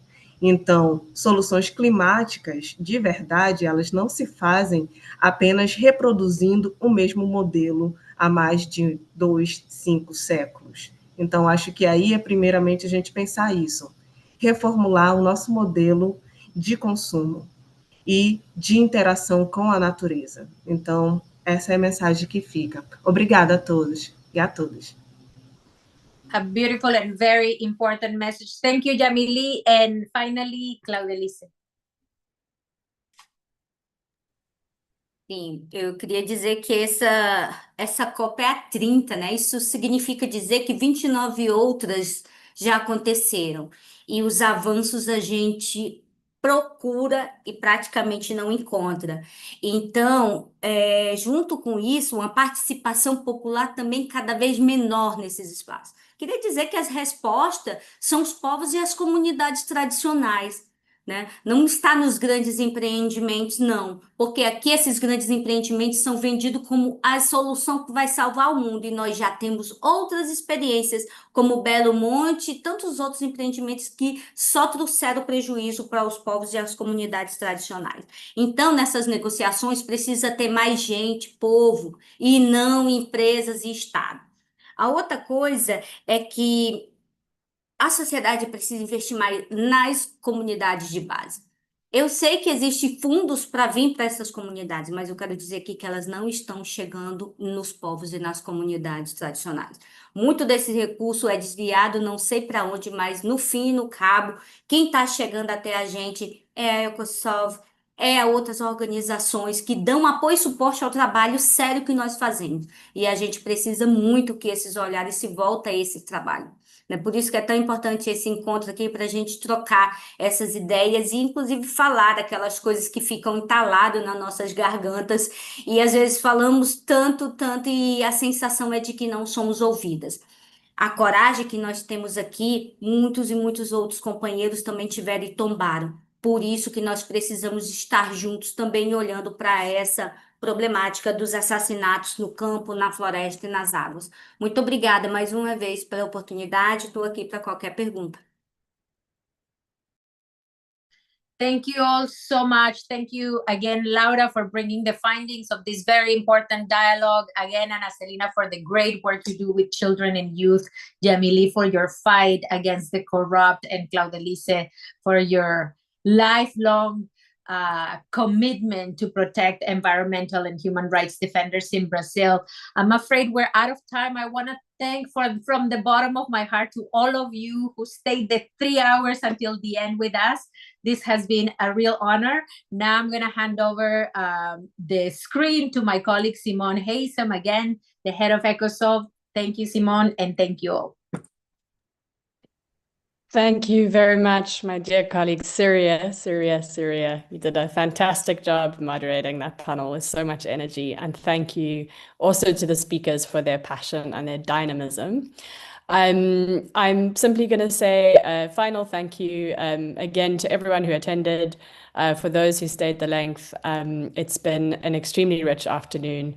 And wonderful to hear from so many different voices in so many different places about issues that are affecting people on the ground, and that also have so much importance for international conversations in various capitals around the world. So thank you all very much, and join me in a remote round of applause for everyone involved. And a big thank you to our interpreters and our comms team as well. It's been a wonderful afternoon. Thank you.